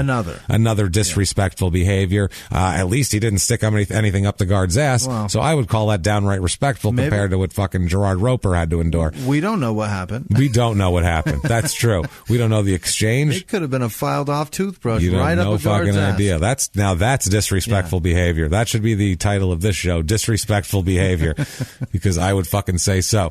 So this guy's an asshole. Yeah. He is currently awaiting death. His appeals are getting struck down left and right. Yeah. These latest ones were kind of last gasp appeals. I'm sure he has a couple of habeas things or a couple of last gasps, but pretty much this guy is waiting for an execution date, and I really, really feel like if anybody's not going to get off on any kind of thing, it's going to be him, because he has no wiggle room. No. He's literally gone to lead poisoning. Right. It's over, man. So give it up. There's not even any political tool to use him as to give him a reprieve, because he's not a sympathetic character. It's not like they say he shot a liquor store owner to make $50 to feed a starving baby. He tortured a man and put things up his ass and burned his nutsack for fucking his girlfriend. It's the most petty shit ever. That it may have been him. Might have been my girlfriend. Oh, boy. The whole thing's fucking batty. So that's what happens with this shit here. And so he's in prison awaiting death. We'll see what happens. We'll keep you updated if he gets killed or somehow gets his sentence commuted, we'll let you know. And if you guys find out, honestly, I probably won't keep up with this. So if you find out, if it pops up in your little whatever, let us know. How about that? We'll also, do that. don't do crack. Also, don't smoke crack, and don't torture people, please. Stop sticking things up each other's asses, all of you, involuntarily. If someone wants something up their ass, whatever, go ahead. But just be nice to each other. Unless they're really asking really nicely for it, it doesn't need to be there. So if you like that story, I know what you can do. You can head over to iTunes, Apple Podcasts, whatever that is, and give us 5 stars. We'll take it. Tell us you're following instructions or whatever it is. It doesn't matter because it's not for our ego. It's just for business purposes to be driven up the charts. If you want to be an even bigger superstar, like we're going to talk about in a moment with our amazing producers, you can go over to patreon.com/crimeinsports or over to PayPal using our email address, which is crimeinsports@gmail.com. And you can make a one-time donation there. Or if you want to save all this typing, just go to one place where you can find everything, and that is shutupandgivememurder.com. You can find that merchandise there. You can find all the information. You can find even the links to donate and tickets. Lots and lots of tickets to all of our live shows all across the country. But never mind all that shit. Never mind live shows. As exciting as it is, something here is more exciting. The list of producers excite me, Jimmy. Executive producers this week are Chrissy Ann Castaldi, Iris Stritch. I don't think I'm pronouncing that right. She's so nice. And she is really cool. She's fantastic. No, it's Strigg. Strigg? She's Canadian. Strigg? I think I don't Canadian. think that matters. No, I don't think that means anything. You've got a good point. Oh, she's Venezuelan? Well, that means it's much different. But Canadian's probably pretty close. I think it's Iris or Eris. I'm not sure. Yeah, either she's way. Wonderful, thank you. Though. You're Thank awesome. You so we appreciate much. you. Tiffany Robertson, Katie Heisel. She's the one that makes the those maps and stuff for Small Town Murders. She's terrific. Yeah. Tiffany Robertson is fucking Yeah, unbelievably kind. She's Tiffany, so sweet to us. Dig Thank you so much. Thank you. We can't wait to see you at the live shows again. Thank you so much and for everything you do for us. thinking about your husband. Thank you. Yes, definitely. Both of you guys. You too. Gretchen Quist and Barbara Johnson. Thank you guys so much for helping every goddamn week and every month. Thank you guys. You're amazing. Happy birthday, Travis Saunders in Utah, the one that came down to the Phoenix show. Yeah, cool. Talia, I forget birthday. her last name. Her boyfriend wanted to say happy birthday. I don't know how old she fucking is. 26 maybe, I think. I don't know. I don't know. I heard he likes blowies on your birthday. That's what I've heard. Who doesn't? And then Amanda Preble is turning, I don't remember, but her sister fucking wanted us to say happy birthday. So happy you guys, birthday. Thank you very, very much. Thank you. And then the guys over at the Loki and Jabroni podcast, thank you guys very much. Aaron Hammond, Nikella Stafford, Kirby Dotson, Justin Inwood, Martina Kunkel, Craig McGeechan, James Lear, James Fraker, Matt Dietrich, Stephanie Wheeler, Heather Faller, Mariah Menhier over there in Dutchland. Yes. I don't fuck. It's another what one. is it? That's it. I'll never Holland. absorb that. Yeah. As long as I live. I don't know what happened to me, but I can't fucking absorb you call things. her that Swedish girl. I will one day. One day that'll happen. Heather Faller, I said that. Melody Lee, she or Lay, L-E, Lay. Thank you. She donated both to Patreon and then PayPal. Thank you so much. That means the world. We appreciate the hell out of that. Christy Brown, Kristen Hensley, Julia King, Katie Gwynn, Marshall Walker, Ted Cyrus again, Lisa Coltrane. Thank you very much. Lauren Demarath, she's up there in fucking Chicago. That's where she's at. Hey. Savannah Briand or Bryand. I don't know. Stephanie Agoa, Natural Sciences. I forgot what that is. Somebody told me, and now I've blown it. Kim Hodgkiss, Now I've gone and blown it. Kim Hodgkiss, Graham Luber, Kieran Gold or Good. I think it's Good. Is that an O or an L? God, it's an L. It's gold. It definitely is. Stephanie Ahern, Rachel Cascaden, Kate Ives, Hannah Simmons, Bryant Toole, Megan Forelli, Iron Tree Craftworks. I'm not sure what it is, but it's, I imagine, amazing. I imagine they make iron shit. Cat Power, Ashley Vio, she wrote something in one of the Facebook groups that was fucking amazing. And then she's cool as hell. About how tough life is, yet she still donates to us. You're a fucking sweetheart for that first. Thank you. But secondly, fill up your gas tank. Take care of yourself. Jesus Christ. Yeah. Take care of yourself, please. Amanda McKelvey, Shannon Russell, Emma Cossin, Jake Lebeer, Amy Panella, Kate Myers, MG Trading. I think that's true. Don Doyle, Cody Hargo, Tyler Williford, Zach Cornell, Stacy Langto. Thank you so much. JC Hartman every fucking week. Ingrid Stock with the North Korea Bucks again. Tamisha Dorico, James Price, Nicole Vennard, and actually I think Ingrid actually sent us American money this time. Wow, thank you. Michelle Rogers, Heather Every. I think that's Every. Yeah. Indiana. This is where I saw a bunch of names, and this is where it gets dicey. Indiana Quillen. Eliza Gramling. Eliza. That's not so hard. No, what am I doing? That's easy. Whitney Booza, Heather Newton. She's up in Virginia. Thank you, Heather. Jen McCall, Rachel Moore, Linda. Oh my fuck. James. OEHMKCE? No, MCKE. Nope. That's not a word. Is that a word? Omac? That sounds like it sounds like a word, but it would be like what the ancient people called something. You know, trees or paper? Yeah, they called it Omic. And you'd be like, oh, right. Wow, that's pretty cool. Linda Rush. Thank you. Well, we love you. I don't give a shit. Your name is awesome to us. Devin Reznikoff, Julia Bellman. Julia Bellman Koval. That's it. And then Melody Lee. She's the one that donated twice. Yes, thank you. Simon Lee, Jody Digasari, Thomas Gallagher. Fuck. Farida Kenny. No. And Jorgen. Jork. No. Pardon? How did I get saddled with this? Anna Gorsk. Rachel Hatton, Katie McKee, Lisa Heaven, Candace Corticos, Pickle Bean, Stephanie Smeichel, who sent us an amazing email about what she does for work and what we do for her. And Stephanie, it was the fucking greatest thing. That was really cool. I've ever I read that. That made me feel really good. Thank you. You're a poet, and you're fucking amazing. You made with us words. feel like slightly less pieces of shit than we normally are. Jeremy Pendleton, Ruth Layla Stephenson, Michael Boraccio, Boraccio. Cassidy Marsh, Mark Skeen, Mara Spencieri, Misty Beganat, Alex Eldridge, Charlotte Karuba, Stephanie Simon, Sam Nackman, Miranda Reinhardt, Emma Costin. She donated twice. Wow, I didn't even realize that until just right now. Joanna Rosas, who's over in San Diego, I believe. Jeremy Norton, Braylon Guerrero. God damn it.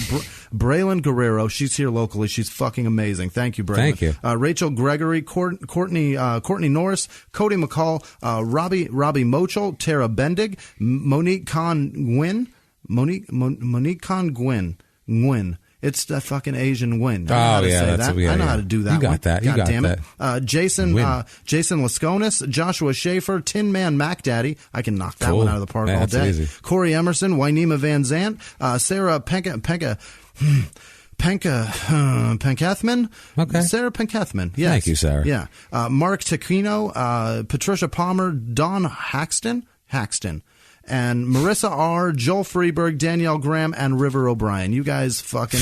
Every week the list gets longer and longer, and I can't thank you guys enough. Thank you, folks, so much for keeping the lights on and for just your generosity toward us. And just thank you for listening to the show and for being there for us. Coming to these shows too, coming to the shows. It's a preemptive thank you, but it's also a thank you for the ones from the past because these shows are so much fun. Yeah, we really love doing them. We have a good time, and we put. If you think we try hard on these shows, man, live we throw everything into it, and it's just it's more than this. We put visuals into it too. You get to see some stuff. There's so many jokes, and it's a good time. Well, we guarantee you will have fun at a live show. Absolutely. If you don't have fun at a live show, that shit's your fault. Yeah. Because everyone else is having fucking fun. Real. So thank you folks for doing that. Buy those tickets. And Jimmy, what if somebody wanted to buy a ticket and then tell you all about it? How could they do that? I got a free ticket for you to find me on Snapchat, Instagram, and Twitter at Whisman Sucks, WHISMAN Sucks. Find me and let me know what you guys are doing and what you do in your personal lives and how much fun you have. What about you, James? They can find me over at Jimmy P is Funny, or just copy and paste my name from the show description because you'll fuck it up every time, especially if you're a new listener. You haven't seen it enough. You're going to mess it up. Just copy and paste it, and you can friend me and do all that good shit. Looks like Pico de Gallo. It does. That's just call it that, or Pinot Grigio, however you want to call it. We don't really care. It doesn't matter. But all that shit aside, until next week, everybody, it's been our pleasure. Bye.